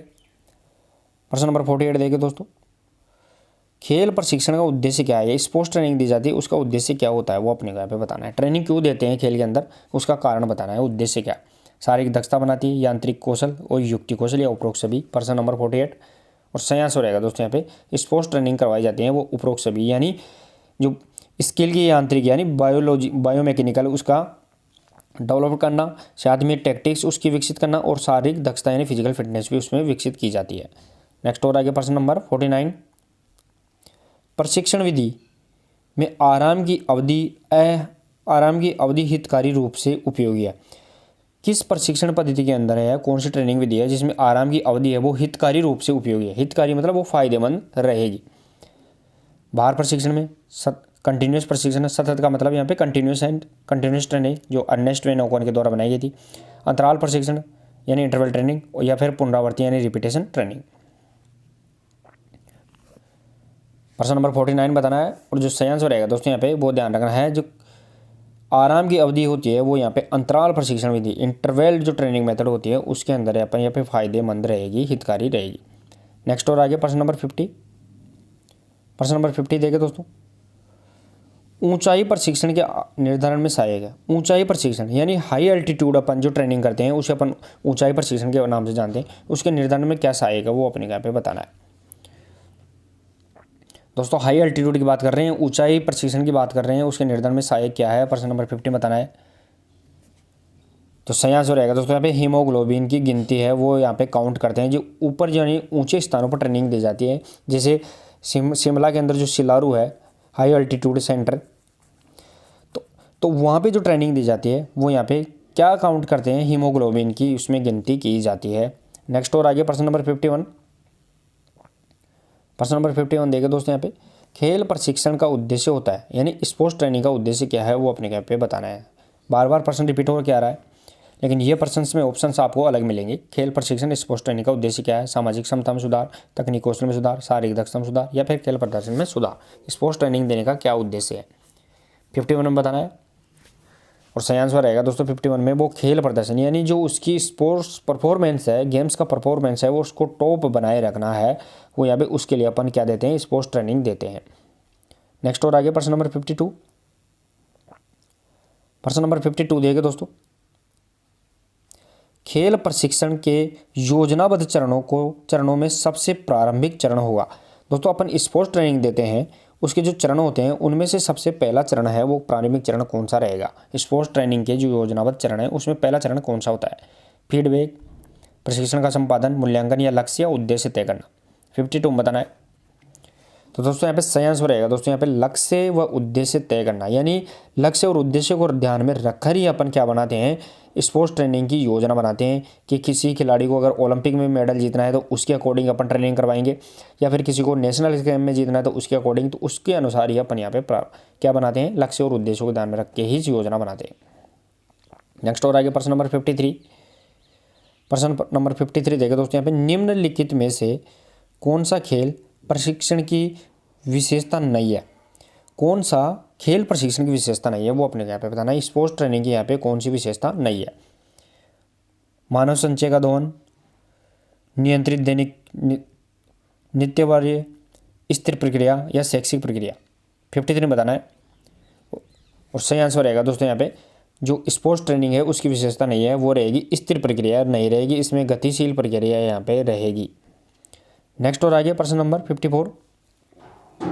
प्रश्न नंबर 54 देखिए दोस्तों, थोड़ा सा विजिबल में दिक्कत आएगी, इसको एडजस्ट कर लेना है। कक्षा गतिविधि यानी जो क्लास की जो एक्टिविटीज़ है, कक्षा गतिविधियों को निम्नलिखित तरीके से संगठित किया जा सकता है। दोस्तों यहाँ पे दोबारा से देखिए एक बार, जो कक्षा गतिविधि है उसको किस तरीके से उसको संगठित कर सकते हैं, स्टेशन प्रशिक्षण, सर्किट प्रशिक्षण, फ्रंटल प्रशिक्षण या उपरोक्त सभी। प्रश्न नंबर 54 में बताना है और सही आंसर रहेगा दोस्तों यहाँ पे वो ध्यान रखना, उपरोक्त सभी के द्वारा अपन क्लास जो एक्टिविटीज़ है उसको अपन संगठित मैनेज कर सकते हैं। नेक्स्ट और आगे प्रश्न नंबर 55। प्रश्न नंबर 55 देखिए दोस्तों, प्रश्न नंबर 55 रहेगा, निम्न में से प्रगति विधि किसे छोड़कर शिक्षण में समान रूप से यहाँ पे उपयोग किया जा सकता है। ध्यान रखना है, दोबारा से देखिए दोस्तों, यहाँ पे निम्न में से प्रगति विधि किसे छोड़कर शिक्षण में समान रूप से उपयोग किया जा सकता है, वो अपने यहाँ पे बताना है। हैमर थ्रो, मांसपेटी, पोल वॉल्ट या नृत्य। प्रश्न नंबर 55 में बताना है।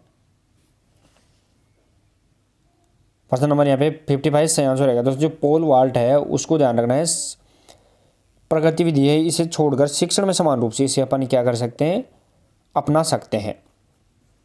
नेक्स्ट और आगे प्रश्न नंबर 56। प्रश्न नंबर 56 देखिए दोस्तों, भार की तीव्रता यानी लोड की इंटेंसिटी है का निम्न में से संबंध है। भार की तीव्रता का संबंध किस प्रकार है, वो अपने यहाँ पे बताना है। भार घनत्व के समानुपाती होना चाहिए, भार घनत्व के व्युत्क्रमानुपाती, भार घनत्व के समान या सतीपूर्वक अनुसार। प्रश्न नंबर 56 बताना है। यानी भार देना चाहिए, जितना अपन लोड दे रहे हैं खिलाड़ी को, तो उसकी रिपीटेशन है, तीव्रता है, वो क्या रहेगी, वो अपने यहाँ पे बताना है। प्रश्न नंबर यहाँ पे 56 और जो सही आंसर रहेगा दोस्तों यहाँ पे भार घनत्व के व्युत्क्रमानुपाती, जितना अपन भार देते हैं उसके अपोजिट अपन उसको काम करवाते हैं। ज़्यादा भार देंगे तो कम उसका रिपीटेशन करवाएंगे, कम भार हल्का भार देंगे तो ज़्यादा रिपीटेशन उसको करवाएंगे। नेक्स्ट और आगे प्रश्न नंबर 57। प्रश्न नंबर 57 देखिए दोस्तों, प्लायोमेट्रिक का अन्य नाम ये भी है। जो प्लायोमेट्रिक विधि है उसका अन्य नाम क्या है, वो अपने यहाँ पे बता रहा है। प्लायोमेट्रिक जो क्या विकसित करती है, विस्फोटक शक्ति, ध्यान रखना, विस्फोटक शक्ति विकसित करती है, एक्सप्लोजिव स्ट्रेंथ को विकसित करती है, तो उसका अन्य नाम क्या है। प्रश्न नंबर 57 बताना है और सही आंसर रहेगा दोस्तों यहाँ पे, वो ध्यान रखना है, प्रतिक्रिया कूद यानी रिएक्शन जो जंप है वो यहाँ पे क्या कहलाएगी, प्लायोमेट्रिक विधि कहलाएगी। नेक्स्ट और आगे प्रश्न नंबर 58। प्रश्न नंबर 58 देखे दोस्तों, थोड़ा छोटा कर लेता हूँ आपको अच्छे से दिख जाए। प्रश्न नंबर 58 देखे दोस्तों, वैज्ञानिक तथा शैक्षिक सिद्धांतों पर आधारित प्रक्रिया किसके द्वारा खिलाड़ी मुख्य प्रतियोगिता के दौरान अपना उच्चतम प्रदर्शन करता है, इसे क्या कहते हैं। देखिए दोस्तों दोबारा से, वैज्ञानिक तथा शैक्षिक सिद्धांतों पर आधारित प्रक्रिया जिसके द्वारा खिलाड़ी मुख्य प्रतियोगिता यानी जो टूर्नामेंट है उसके अंदर हाई परफॉर्मेंस करता है, उच्च प्रदर्शन करता है, तो उसे अपन किस नाम से जानते हैं। प्रश्न नंबर यहाँ पे 58 और सही आंसर रहेगा दोस्तों यहाँ पे, उसे अपन प्रशिक्षण कहते हैं। प्रशिक्षण के द्वारा ही खिलाड़ी जो गेम्स है, प्रतियोगिता है, उसके अंदर टॉप परफॉर्मेंस प्राप्त करने की कोशिश करता है। नेक्स्ट और आगे प्रश्न नंबर 59। प्रश्न नंबर 59 देखें दोस्तों, निम्नलिखित में से कौन सी खेल कूद प्रशिक्षण की विशेषता नहीं है, वो अपने को यहाँ पे बताना है। खेल कूद प्रशिक्षण की यानी गेम्स के स्पोर्ट्स ट्रेनिंग की है, वो कौन सी यहाँ पे विशेषता नहीं है, वो अपने को यहाँ पे बताना है। प्रश्न नंबर 59 में बताना है और सही आंसर रहेगा दोस्तों, जो स्पोर्ट्स ट्रेनिंग की जो विशेषता है नहीं है, वो यहाँ पे प्रशिक्षण सत्र के दौरान प्रदर्शन, प्रशिक्षण सत्र के दौरान प्रदर्शन ये इसकी विशेषता नहीं है, क्योंकि प्रशिक्षण सत्र जो सत्र होता है, जो सेशन होता है, उसके अंदर अपन प्रदर्शन नहीं करते, बल्कि वो उस चीज़ को अपन सीखते हैं, तो उसके अंदर अपन प्रदर्शन डेमोन्स्ट्रेशन नहीं करते हैं। बाकी पूर्णता की प्रक्रिया होगी, नियंत्रित दैनिक दिनचर्या और मानव गुणों का उपयोग, ये यहाँ पे सभी क्या होते हैं, खेल प्रशिक्षण के क्या हो गए, विशेषता होती है। नेक्स्ट और आगे प्रश्न नंबर 60 देखे दोस्तों। प्रश्न नंबर 60, इनमें से प्लायोमेट्रिक विधि कौन सी है, प्लायोमेट्रिक विधि कौन सी है, वो अपने यहाँ पे बताना है। प्लायोमेट्रिक दोस्तों इसके अंदर विस्फोटक शक्ति काम में लेते हैं, ध्यान रखना है, विस्फोटक शक्ति एक्सप्लोजिव स्ट्रेंथ को काम में लेते हैं, जिसमें एक झटके के साथ में जो काम किया जाता है वो इसके अंतर्गत आता है।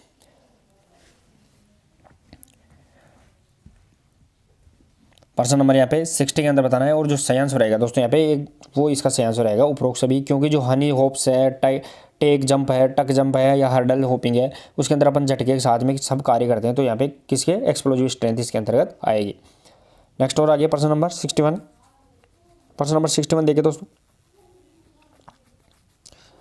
खेल प्रशिक्षण में यानी स्पोर्ट्स ट्रेनिंग में खिलाड़ी के मनोवैज्ञानिक प्रशिक्षण यानी साइकोलॉजिकल ट्रेनिंग के लिए किसके लिए इसके द्वारा खेलकूद में मनोनीत पुस्तक लिखी है। दोबारा देखिए दोस्तों, खेल प्रशिक्षण में खिलाड़ी के मनोवैज्ञानिक प्रशिक्षण के लिए किसके द्वारा खेलकूद में मनोन्नत पुस्तक लिखी गई है, वो अपने को यहाँ पे बताना है। यानी स्पोर्ट्स ट्रेनिंग के लिए अच्छी जो साइकोलॉजिकल स्पोर्ट्स ट्रेनिंग दी जाती है, उसके लिए सबसे अच्छी किस पुस्तक का नाम है, खेलकूद में मनोन्नत। ये किसके द्वारा लिखी गई है, किताब का क्या नाम है, खेल कूद में मनोरथ, ये किसके द्वारा लिखी गई है? 61 बताना है। और सही आंसर रहेगा दोस्तों यहाँ पे T.R. लिख के द्वारा ये पुस्तक यहाँ पे लिखी गई है। नेक्स्ट और आगे प्रश्न नंबर 62। प्रश्न नंबर 62 देखे दोस्तों, प्रत्यक्ष तैयारी के दौरान प्रशिक्षण का लक्ष्य होना चाहिए। प्रत्यक्ष तैयारी के दौरान की बात कर रहे हैं अपन यहाँ पे, उसमें जो प्रशिक्षण है उसका यहाँ पे लक्ष्य क्या होता है वो अपने यहाँ पे बताना है। शीर्ष प्रदर्शन प्राप्त करना, एथलेटिक की कमियों को दूर करना, या ए बी दोनों। प्रश्न नंबर 62 बताना है। और सही आंसर रहेगा दोस्तों यहाँ पे ए और बी दोनों है, यानी टॉप परफॉर्मेंस भी प्राप्त करना और जो एथलीट के अंदर जो कमियां है उसको दूर करके उसे वापस में सुधार करना।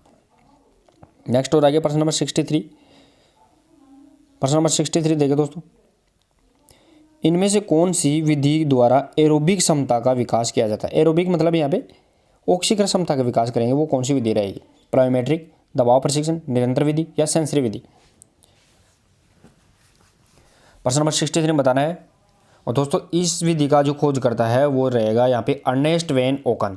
ये कौन सी विधि है वो अपने यहाँ पे बताना है। तो सही आंसर रहेगा निरंतर विधि, जिसे अपन कंटिन्यूस मेथड के नाम से जानते हैं, कंटिन्यूस ट्रेनिंग मेथड, जिसके खोज करता अर्नेस्ट वैन ओकन है, उसके द्वारा एरोबिक क्षमता का यहाँ पे विकास किया जाता है, ऑक्सीकृत विकास किया जाता है।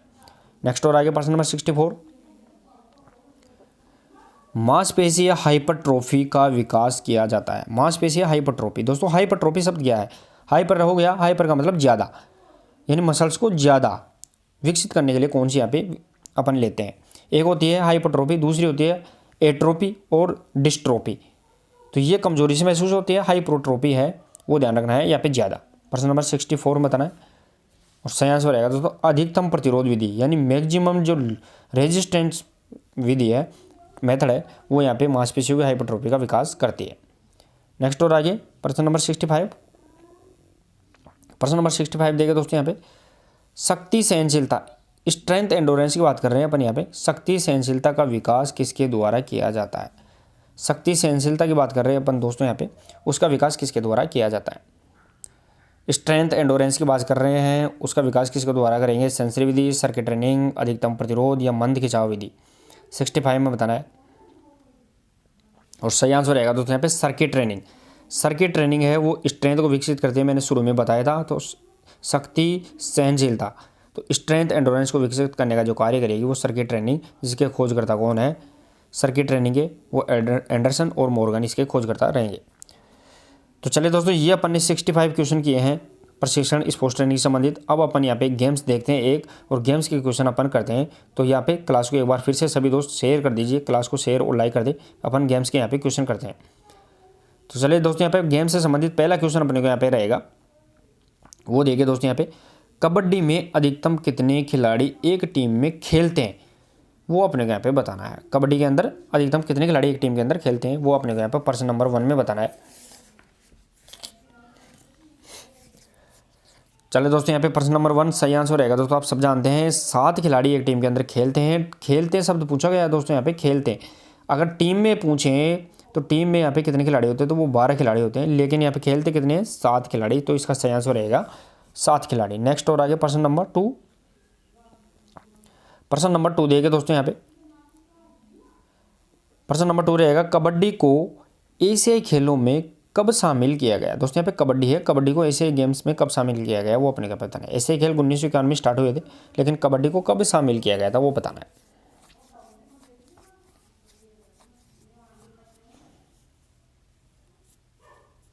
प्रश्न नंबर यहाँ पे 2 और जो सही आंसर रहेगा दोस्तों यहाँ पे कबड्डी को एशियाई खेलों में शामिल किया गया था, वो 1990 के बीजिंग एशियाई खेल, ध्यान रखना बीजिंग एशियाई खेलों में शामिल किया गया था। नेक्स्ट और आगे प्रश्न नंबर 3। प्रश्न नंबर 3 देखिए दोस्तों यहाँ पे निम्न में से कौन सी कबड्डी की शैली नहीं है? शैली नहीं है मतलब कबड्डी का कौन सा यहाँ पे प्रकार नहीं है, टाइप्स ऑफ कबड्डी है वो कौन सी नहीं है? कबड्डी की कौन सी शैली नहीं है? संजीवनी, भारतीय, अमर और गामिनी। प्रश्न नंबर 3 में बताना है। और सही आंसर रहेगा दोस्तों कबड्डी की 3 शैलियाँ होती है, संजीवनी, अमर, गामिनी। तो यहाँ पे कौन सी नहीं रहेगी? भारतीय है वो कबड्डी की शैली नहीं है। साथ ही में संजीवनी, अमर और गामिनी तीनों इसकी कबड्डी की यहाँ पे शैली है। प्रश्न पूछा जाता है दोस्तों ज़्यादातर, तो इसको इंपॉर्टेंट यहाँ पे ध्यान रखना है। नेक्स्ट और आगे प्रश्न नंबर 4। प्रश्न नंबर 4 देखिए दोस्तों भारतीय कबड्डी संघ का गठन कब हुआ? भारतीय कबड्डी संघ का गठन है वो कब हुआ है वो अपने यहाँ पे बताना है। कबड्डी संघ का बात कर रहे हैं, कल जो गेम लिया था दोस्तों अपन ने वो शतरंज से संबंधित लिया था। तो शतरंज का भारतीय शतरंज महासंघ है उसका गठन कब हुआ था 1951 में। और जो इंटरनेशनल शतरंज है फिडे की इंटरनेशनल संस्था है फिडे, उसका गठन हुआ था जुलाई 1924 के अंदर। तो वो भी अपने को यहाँ पे याद रखना है। तो इस प्रकार अपने को पिछला रिवाइज भी करते हुए चलना है। तो भारतीय कबड्डी संघ का गठन कब हुआ, प्रश्न नंबर 4 में बताना है। और सही आंसर रहेगा दोस्तों यहाँ पे भारतीय कबड्डी संघ है वो 1950 के अंदर हुई है। और जो भारतीय शतरंज है वो 1951 में है। दोनों को यहाँ पे कंटिन्यू याद रखना है। नेक्स्ट और आगे प्रश्न नंबर 55 देखिए दोस्तों, सॉरी प्रश्न नंबर 5। प्रश्न नंबर यहाँ पे 5 रहेगा, कबड्डी को भारतीय ओलंपिक खेलों में कब शामिल किया गया। कबड्डी को भारतीय ओलंपिक खेलों में कब शामिल किया गया वो अपने यहाँ पे बताना है। दोस्तों भारतीय ओलंपिक की बात कर रहे हैं अपन, 35 के अंदर बताना है प्रश्न नंबर 5 में। अब दोस्तों भारतीय ओलंपिक क्या थे, तो भारतीय ओलंपिक 1940 तक हुए थे। यानी भारत है वो आज़ाद नहीं हुआ था, अंग्रेजों के गुलाम था, उस टाइम की बात कर रहे हैं। उस टाइम में भारत के अंदर ओलंपिक चलते थे। लेकिन यहाँ पे उस समय की बात कर रहे हैं। तो आपको थोड़ा सा याद हो 1940 तक भारतीय ओलंपिक चले थे। तो इसमें तीन यहाँ पे सीधे सीधे 3 ऑप्शन इसमें क्रॉस हो जाते हैं। तो इससे पहले वो आगा तो 1938 का ध्यान रखना, 1938 के जो कोलकाता में हुआ था भारतीय ओलंपिक, उसमें कबड्डी को शामिल किया गया था। नेक्स्ट और आगे प्रश्न नंबर 6। प्रश्न नंबर 6 देखें दोस्तों, एशियन कबड्डी फेडरेशन का गठन किस वर्ष हुआ था। दोस्तों यहाँ पे एशियन कबड्डी फेडरेशन का गठन है वो किस वर्ष हुआ था वो अपने यहाँ पे बताना। साथ ही में अपन ने भारतीय कबड्डी संघ का गठन देख लिया है, 1950 में हुआ है भारतीय कबड्डी संघ का। लेकिन एशियन कबड्डी संघ का पूछा गया है, प्रश्न नंबर यहाँ पे 6 में बताना है। और जो सही आंसर रहेगा दोस्तों यहाँ पे प्रश्न नंबर 6 के में वो 1978 के अंदर है वो एशियन कबड्डी संघ का गठन हुआ है। नेक्स्ट और आगे प्रश्न नंबर 7, अंतर्राष्ट्रीय कबड्डी महासंघ का गठन कब हुआ। अंतर्राष्ट्रीय कबड्डी महासंघ की बात कर रहे हैं, उसका गठन कब हुआ है। दोस्तों अपन ने भारतीय कबड्डी महासंघ का 1950, एशियन कबड्डी महासंघ का देख लिया 1978। लेकिन अब अंतर्राष्ट्रीय कबड्डी महासंघ की बात कर रहे हैं प्रश्न नंबर 7 के अंदर।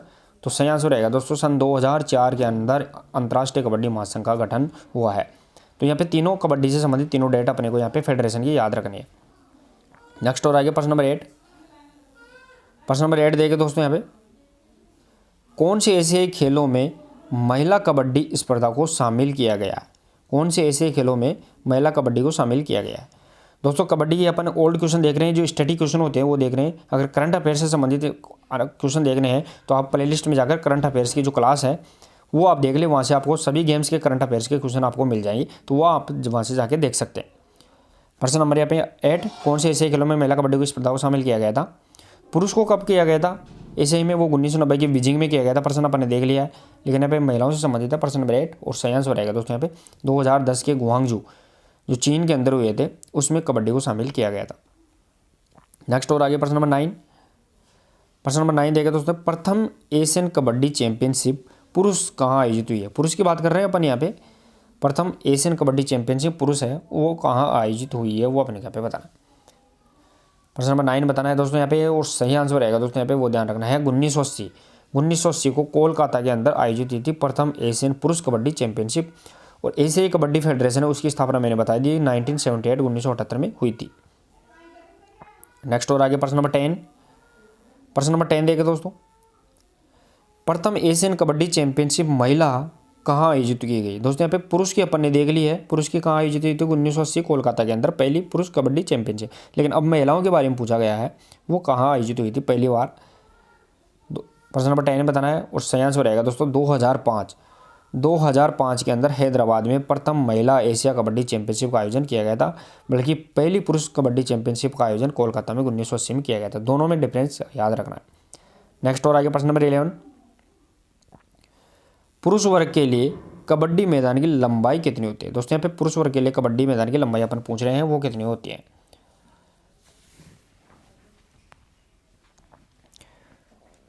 प्रश्न नंबर यहाँ पे 11 में बताना है दोस्तों आपको, 11 में। और सही आंसर रहेगा दोस्तों यहाँ पे वो ध्यान रखना है, पुरुष वर्ग के अंदर जो कबड्डी मैदान की लंबाई होती है वो 13 मीटर यहाँ पे लंबाई रहेगी। नेक्स्ट और आगे प्रश्न नंबर 12 देखिए दोस्तों। प्रश्न नंबर 12, महिला वर्ग में कबड्डी मैदान की लंबाई चौड़ाई है वो कितनी होती है। महिला वर्ग की बात कर रहे हैं अपन यहाँ पे दोस्तों, उसकी लेंथ एंड विड्थ दोनों पूछ रहे हैं अपन यहाँ पे। लंबाई चौड़ाई वो कितनी होती है।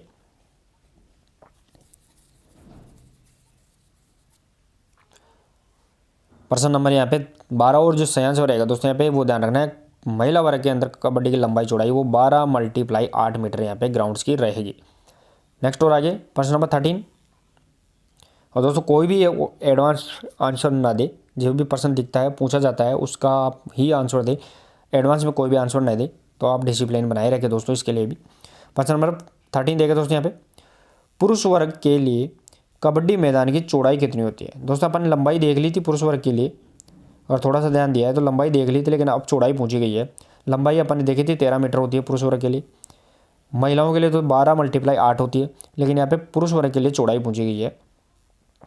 प्रश्न नंबर यहाँ पे 13 और जो सही आंसर रहेगा तो यहाँ पे 10 मीटर। तो पुरुष का जो ग्राउंड हो गया इसका मतलब कितना हो गया 13 × 10 मीटर का, और जो महिलाओं का ग्राउंड हो गया वो यहाँ पे 12 × 8 मीटर का। ये अपने को यहाँ पे याद रखना है। नेक्स्ट और आगे प्रश्न नंबर 14।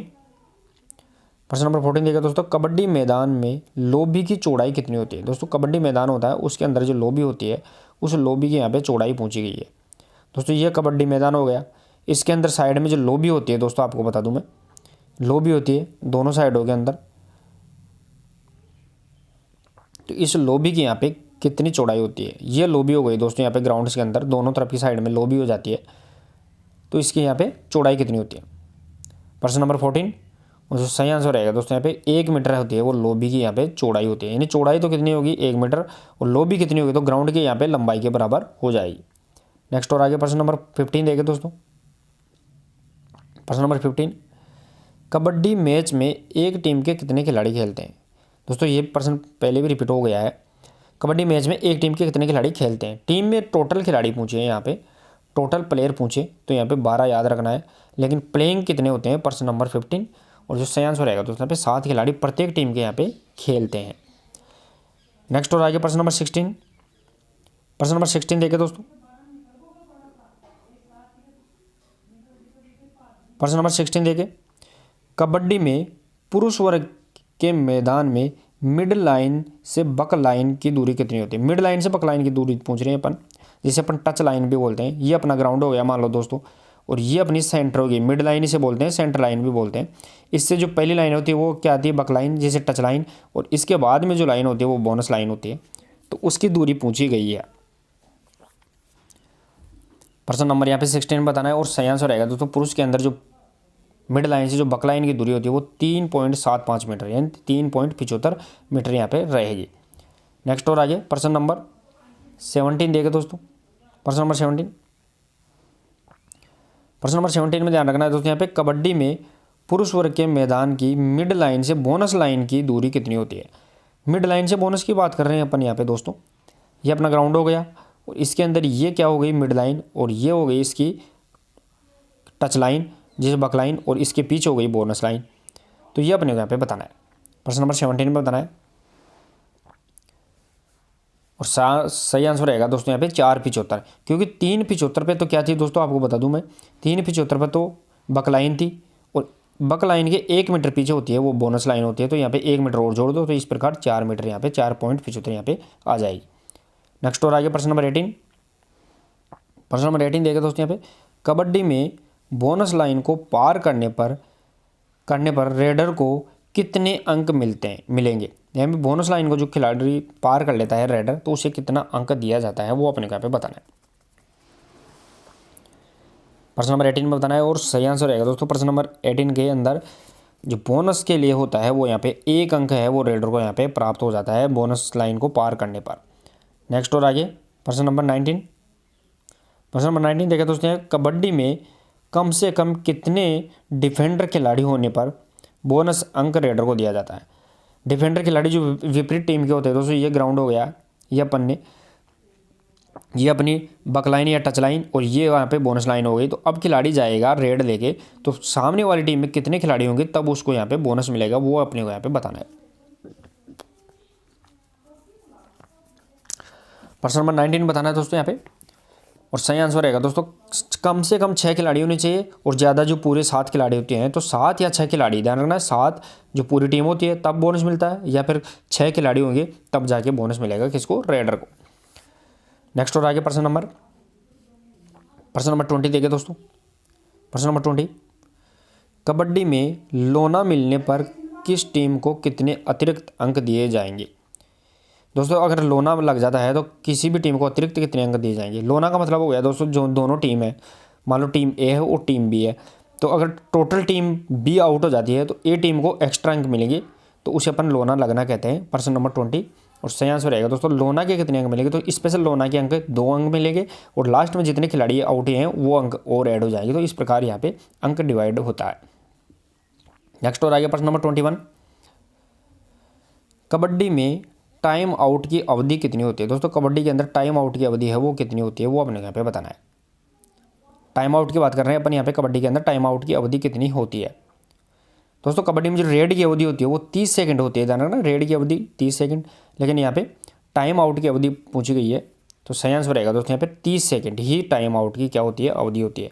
टाइम आउट की अवधि 30 सेकंड और रेड का जो टाइम होता है उसकी भी 30 सेकंड यहाँ पे रहेगी। चले दोस्तों नेक्स्ट और आगे प्रश्न नंबर 22। प्रश्न नंबर 22 देखिए दोस्तों, कबड्डी में पुरुष मैच की अवधि कितनी होती है। कबड्डी के अंदर जो पुरुष का मैच है उसकी अवधि है, टाइम है, वो ड्यूरेशन वो कितनी यहाँ पे रहेगी, वो अपने को यहाँ पे बताना है। प्रश्न नंबर यहाँ पे 22 में बताना है दोस्तों, और जो सही आंसर रहेगा दोस्तों कबड्डी के अंदर जो पुरुष के लिए जो टाइम अवधि रहेगी वो 20-5-20 मिनट है, यानी 20-20 मिनट के क्या होंगे, 2 हाफ होंगे और उसके बीच में 5 मिनट का यहाँ पे इंटरवल इसके अंदर मिलेगी। नेक्स्ट और आगे प्रश्न नंबर 23। प्रश्न नंबर 23 देखिए दोस्तों, कबड्डी में महिला वर्ग के मैच की अवधि कितनी होती है। महिला वर्ग के मैच की अवधि पूछी गई है वो कितनी होगी। पुरुष वर्ग की अपनी देख ली 20-5-20 इसका समय आएगा पुरुष वर्ग के लिए, लेकिन महिला वर्ग के लिए पूछा गया है प्रश्न नंबर 23 के अंदर, और सही आंसर रहेगा दोस्तों वो महिला वर्ग के लिए 15-5-15 मिनट, यानी 15-15 मिनट के 2 हाफ और 5 मिनट का इसके अंदर रेस्ट रहेगा। पुरुष की जो मैच अवधि है वो यहाँ पे महिलाओं से 5 मिनट ज़्यादा होती है, ये भी फैक्ट अपने को यहाँ पे याद रखना। नेक्स्ट और आगे प्रश्न नंबर 24 देखिए दोस्तों, यहाँ पे कबड्डी मैच के दौरान कितने ऑफिशियल आवश्यक होते हैं। कबड्डी की मैच के दौरान गेम चल रहा है उसके अंदर कितने ऑफिशियल्स की अपने को यहाँ पे रिक्वायरमेंट होती है, जरूरत पड़ती है। प्रश्न नंबर यहाँ पे 24 में बताना है और सही आंसर रहेगा दोस्तों 6 ऑफिशियल्स की ध्यान रखना है, कबड्डी के अंदर यहाँ पे जरूरत पड़ती है। नेक्स्ट और आगे प्रश्न नंबर 25। प्रश्न नंबर 25 देखिए दोस्तों, कबड्डी में पुरुष खिलाड़ी के लिए अधिकतम वजन कितना हो सकता है। कबड्डी के लिए बात कर रहे हैं अपन यहाँ पे, पुरुष के लिए अधिकतम मैक्सिमम वजन है वो कितना हो सकता है, अधिकतम की बात कर रहे हैं दोस्तों यहाँ पे। प्रश्न नंबर यहाँ पे 25 में बताना है कबड्डी में पुरुष खिलाड़ी के लिए अधिकतम वजन कितना हो सकता है। प्रश्न नंबर 25 सही आंसर रहेगा दोस्तों, मैक्सिमम जो वजन है वो 85 kg पुरुष के अंदर, ध्यान रखना 85 किलो पुरुष के अंदर हो सकता है। नेक्स्ट और आगे प्रश्न नंबर 26, कबड्डी में महिला खिलाड़ी के लिए अधिकतम वजन कितना हो सकता है। महिला खिलाड़ी की बात कर रहे हैं दोस्तों अपन यहाँ पे, कबड्डी में महिला खिलाड़ी के लिए अधिकतम वजन कितना हो सकता है वो अपने यहाँ पे बताना।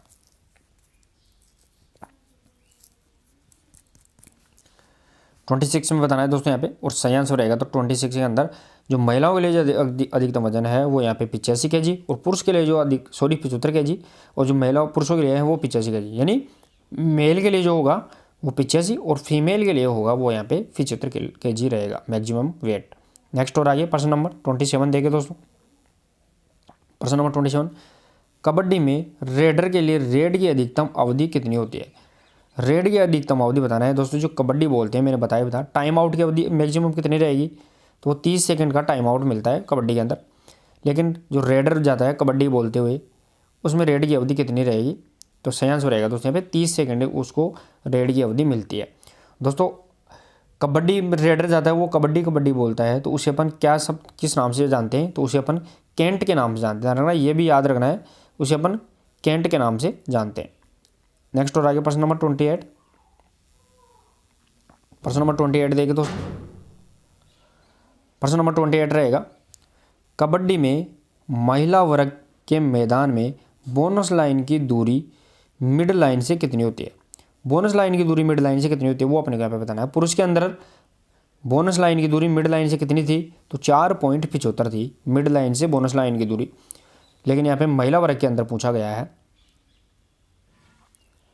तो प्रश्न नंबर यहाँ पे 28 का, और जो सही आंसर रहेगा दोस्तों यहाँ पे वो ध्यान रखना है, यहाँ पे 4 मीटर क्या रहेगी इसके अंदर बोनस लाइन की मिड लाइन से यहाँ पे दूरी रहेगी, क्योंकि जो बोनस लाइन है वो 1 मीटर ही होती है दूरी, लेकिन मिड लाइन से यानी सेंटर लाइन से जो बक लाइन होती है उसकी दूरी यहाँ पे 3 मीटर होती है, और पुरुष के अंदर ये होती है 3.75।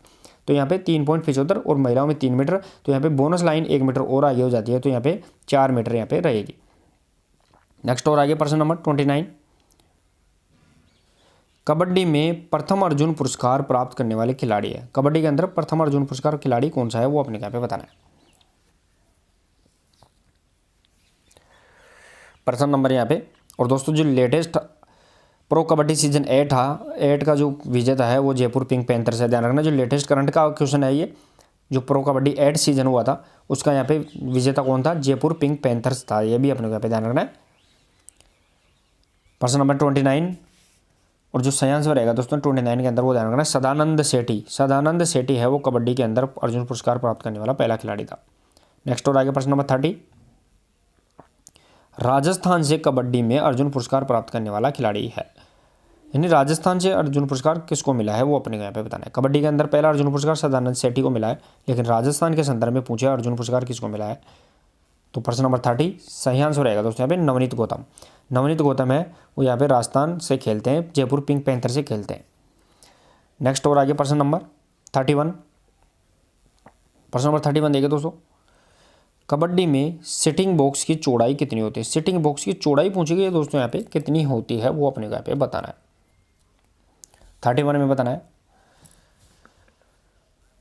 दोस्तों सिटिंग बॉक्स जो ग्राउंड होता है, ग्राउंड के पास में ध्यान रखना है, यहाँ पे सिटिंग बॉक्स बने हुए होते हैं जिसके अंदर खिलाड़ी आउट होने के बाद में आके बैठते हैं। तो प्रश्न नंबर यहाँ पे 31 सही आंसर रहेगा, 1 मीटर होती है वो सिटिंग बॉक्स की यहाँ पे चौड़ाई रहेगी। नेक्स्ट और आगे प्रश्न नंबर 32 देखिए दोस्तों यहाँ पे, कबड्डी में प्रथम द्रोणाचार्य पुरस्कार प्राप्त करने वाला प्रशिक्षक कौन है। कबड्डी के अंदर जो प्रथम द्रोणाचार्य पुरस्कार है वो किसको दिया गया था वो अपने यहाँ पे बताना है 32 के अंदर। प्रश्न नंबर यहाँ पे 32 सही आंसर रहेगा, कबड्डी के अंदर जो पहला द्रोणाचार्य पुरस्कार दिया गया था वो ई प्रसाद राव को दिया गया था, ई प्रसाद राव। नेक्स्ट और आगे प्रश्न नंबर 33 देखिए दोस्तों यहाँ पे, लोना शब्द का प्रयोग किस खेल में होता है। लोना शब्द है वो किस खेल में होता है वो अपने यहाँ पे बताना है। इजी रहेगा दोस्तों, और लोना लगने पर जो टीम है उसको कितने अंक दिए गए थे, तो लोना के 2 अंक एक्स्ट्रा दिए गए थे, ये भी अपने को ध्यान रखना है। तो किससे संबंधित रहेगा यहाँ पे, कबड्डी से संबंधित रहेगा लोना लगना। नेक्स्ट और आगे प्रश्न नंबर 34 देखिए दोस्तों, कबड्डी की कौन सी शैली अंतर्राष्ट्रीय स्तर पर मान्यता प्राप्त है। दोस्तों कबड्डी की 3 शैली अपन ने देखी थी, अमर, गामिनी और संजीवनी। तो उनमें से यहाँ पे कौन सी जो इंटरनेशनल लेवल पर है वो मान्यता प्राप्त है। 34 में बताना है, और सही आंसर रहेगा दोस्तों यहाँ पे प्रश्न नंबर 34 का वो ध्यान रखना है, संजीवनी शैली है। संजीवनी जो शैली है वही चलती है, जो अपन कबड्डी देखते हैं वो संजीवनी शैली से संबंधित होती है। नेक्स्ट और आगे प्रश्न नंबर 35, कबड्डी को द्वापर युग में किस नाम से जाना जाता था।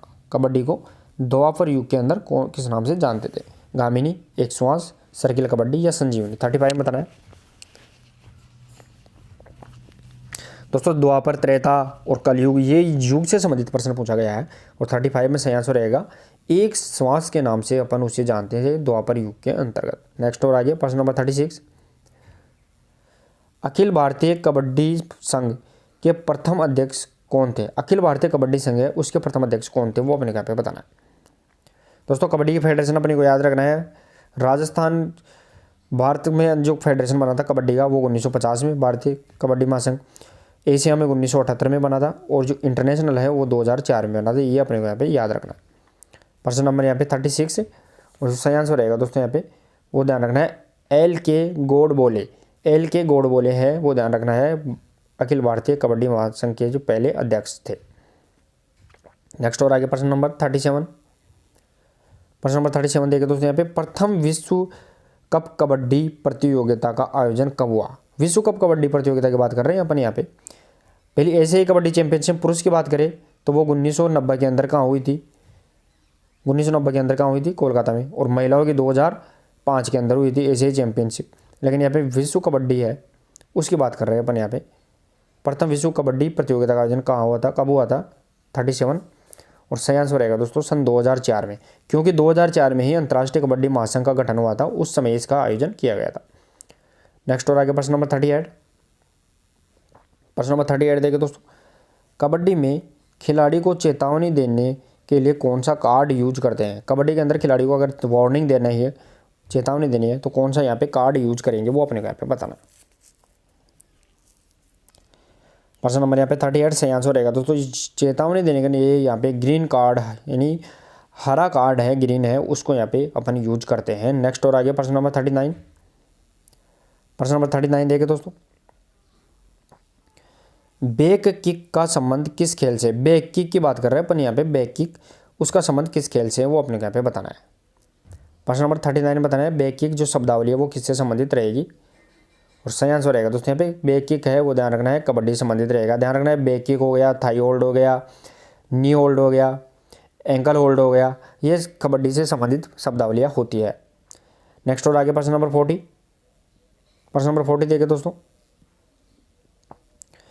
कबड्डी खेल के दौरान अंतिम 3 कैचर को आउट करने पर विपक्षी टीम को कुल कितने अंक बढ़ोतरी होगी। ध्यान रखना है 3 कैचर ही है, कबड्डी खेल के दौरान अंतिम 3 कैचर बचे हैं सामने वाली टीम के, और वो सभी आउट हो जाते हैं, तो टीम में अगली टीम को कितने अंक मिलेंगे वो अपने यहाँ पे बताना है।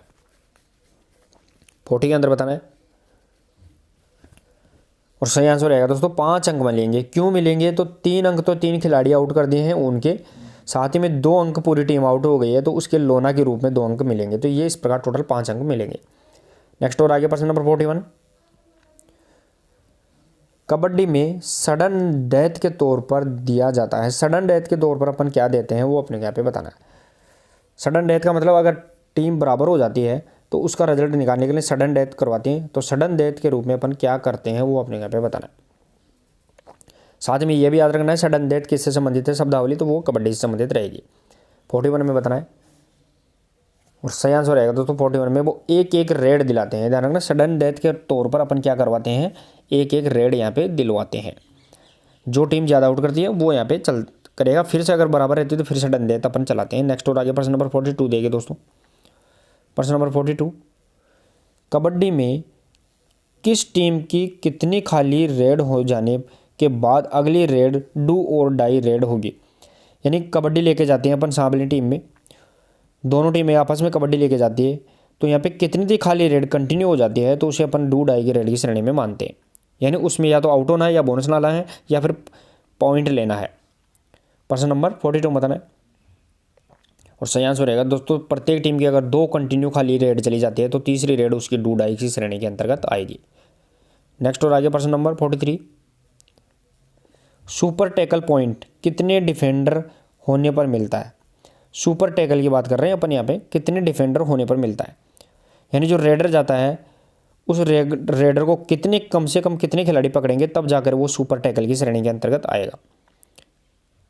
43 में बताना है दोस्तों यहाँ पे, और सही आंसर रहेगा दोस्तों यहाँ पे 3।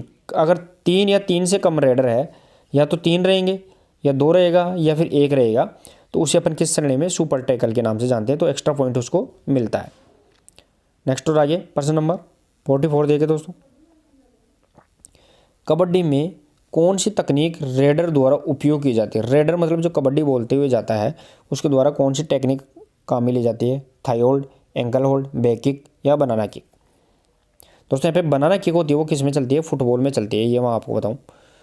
साथ ही में यहाँ पे एंकल होल्ड और जो थाई होल्ड है वो कबड्डी से संबंधित है, लेकिन ये रेडर से संबंधित नहीं है, ये डिफेंडर से संबंधित है, दोनों शब्दावली।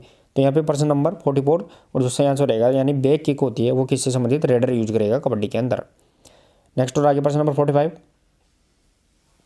प्रश्न नंबर 45 देखिए, कबड्डी में निम्न में से कौन से कार्ड का प्रयोग नहीं किया जाता है। नहीं किया जाता है कबड्डी के अंदर कौन सा कार्ड है वो यूज नहीं करते हैं। ग्रीन कार्ड अपन ने देखा है चेतावनी देने के लिए यानी वार्निंग देने के यूज करते हैं, लेकिन प्रश्न नंबर 45 और सही आंसर रहेगा दोस्तों कबड्डी के अंदर है वो ब्लू यानी नीला कार्ड इसके अंदर यूज नहीं करते। साथ ही में रेड, येलो और ग्रीन तीनों इसमें यूज होते हैं। नेक्स्ट और आगे प्रश्न नंबर 46। प्रश्न नंबर 46 देखें दोस्तों, निम्नलिखित में से कबड्डी में कौन सी रेड में अंक लेना अनिवार्य होता है। कौन सी रेड है जिसमें अंक लेना अनिवार्य होता है रेडर को, वो अपने को यहाँ पे बताना है। प्रश्न नंबर 46 सही आंसर रहेगा दोस्तों यहाँ पे डू और डाई रेड। जो तीसरी रेड आती है, 2 खाली रेड जाने के बाद में तीसरी रेड जाता है, या उसमें या तो अंक लेना पड़ेगा या बोनस कैसे भी लेना पड़ेगा, खिलाड़ी को आउट करके या बोनस लेके, या फिर खुद खिलाड़ी आउट होना ही पड़ेगा। नेक्स्ट और आगे प्रश्न नंबर 47। प्रश्न नंबर 47 देखें दोस्तों, कबड्डी में खिलाड़ी को पीला कार्ड दिए जाने पर कितनी अवधि के लिए खेल से बाहर किया जाता है। दोस्तों अगर ग्रीन कार्ड देते हैं, 3 कार्ड चलते हैं कबड्डी के अंदर, रेड, येलो और ग्रीन। ग्रीन तो मिलता है वार्निंग, और येलो मिलता है सस्पेंशन के लिए, और जो रेड मिलता है तो खिलाड़ी गेम से बाहर हो जाता है। तो यहाँ पे पीला कार्ड है वो दिए जाने पर कितनी देर से बाहर रहेगा। प्रश्न नंबर 47 सही आंसर रहेगा दोस्तों यहाँ पे 2 मिनट के लिए खिलाड़ी है वो गेम से बाहर हो जाता है।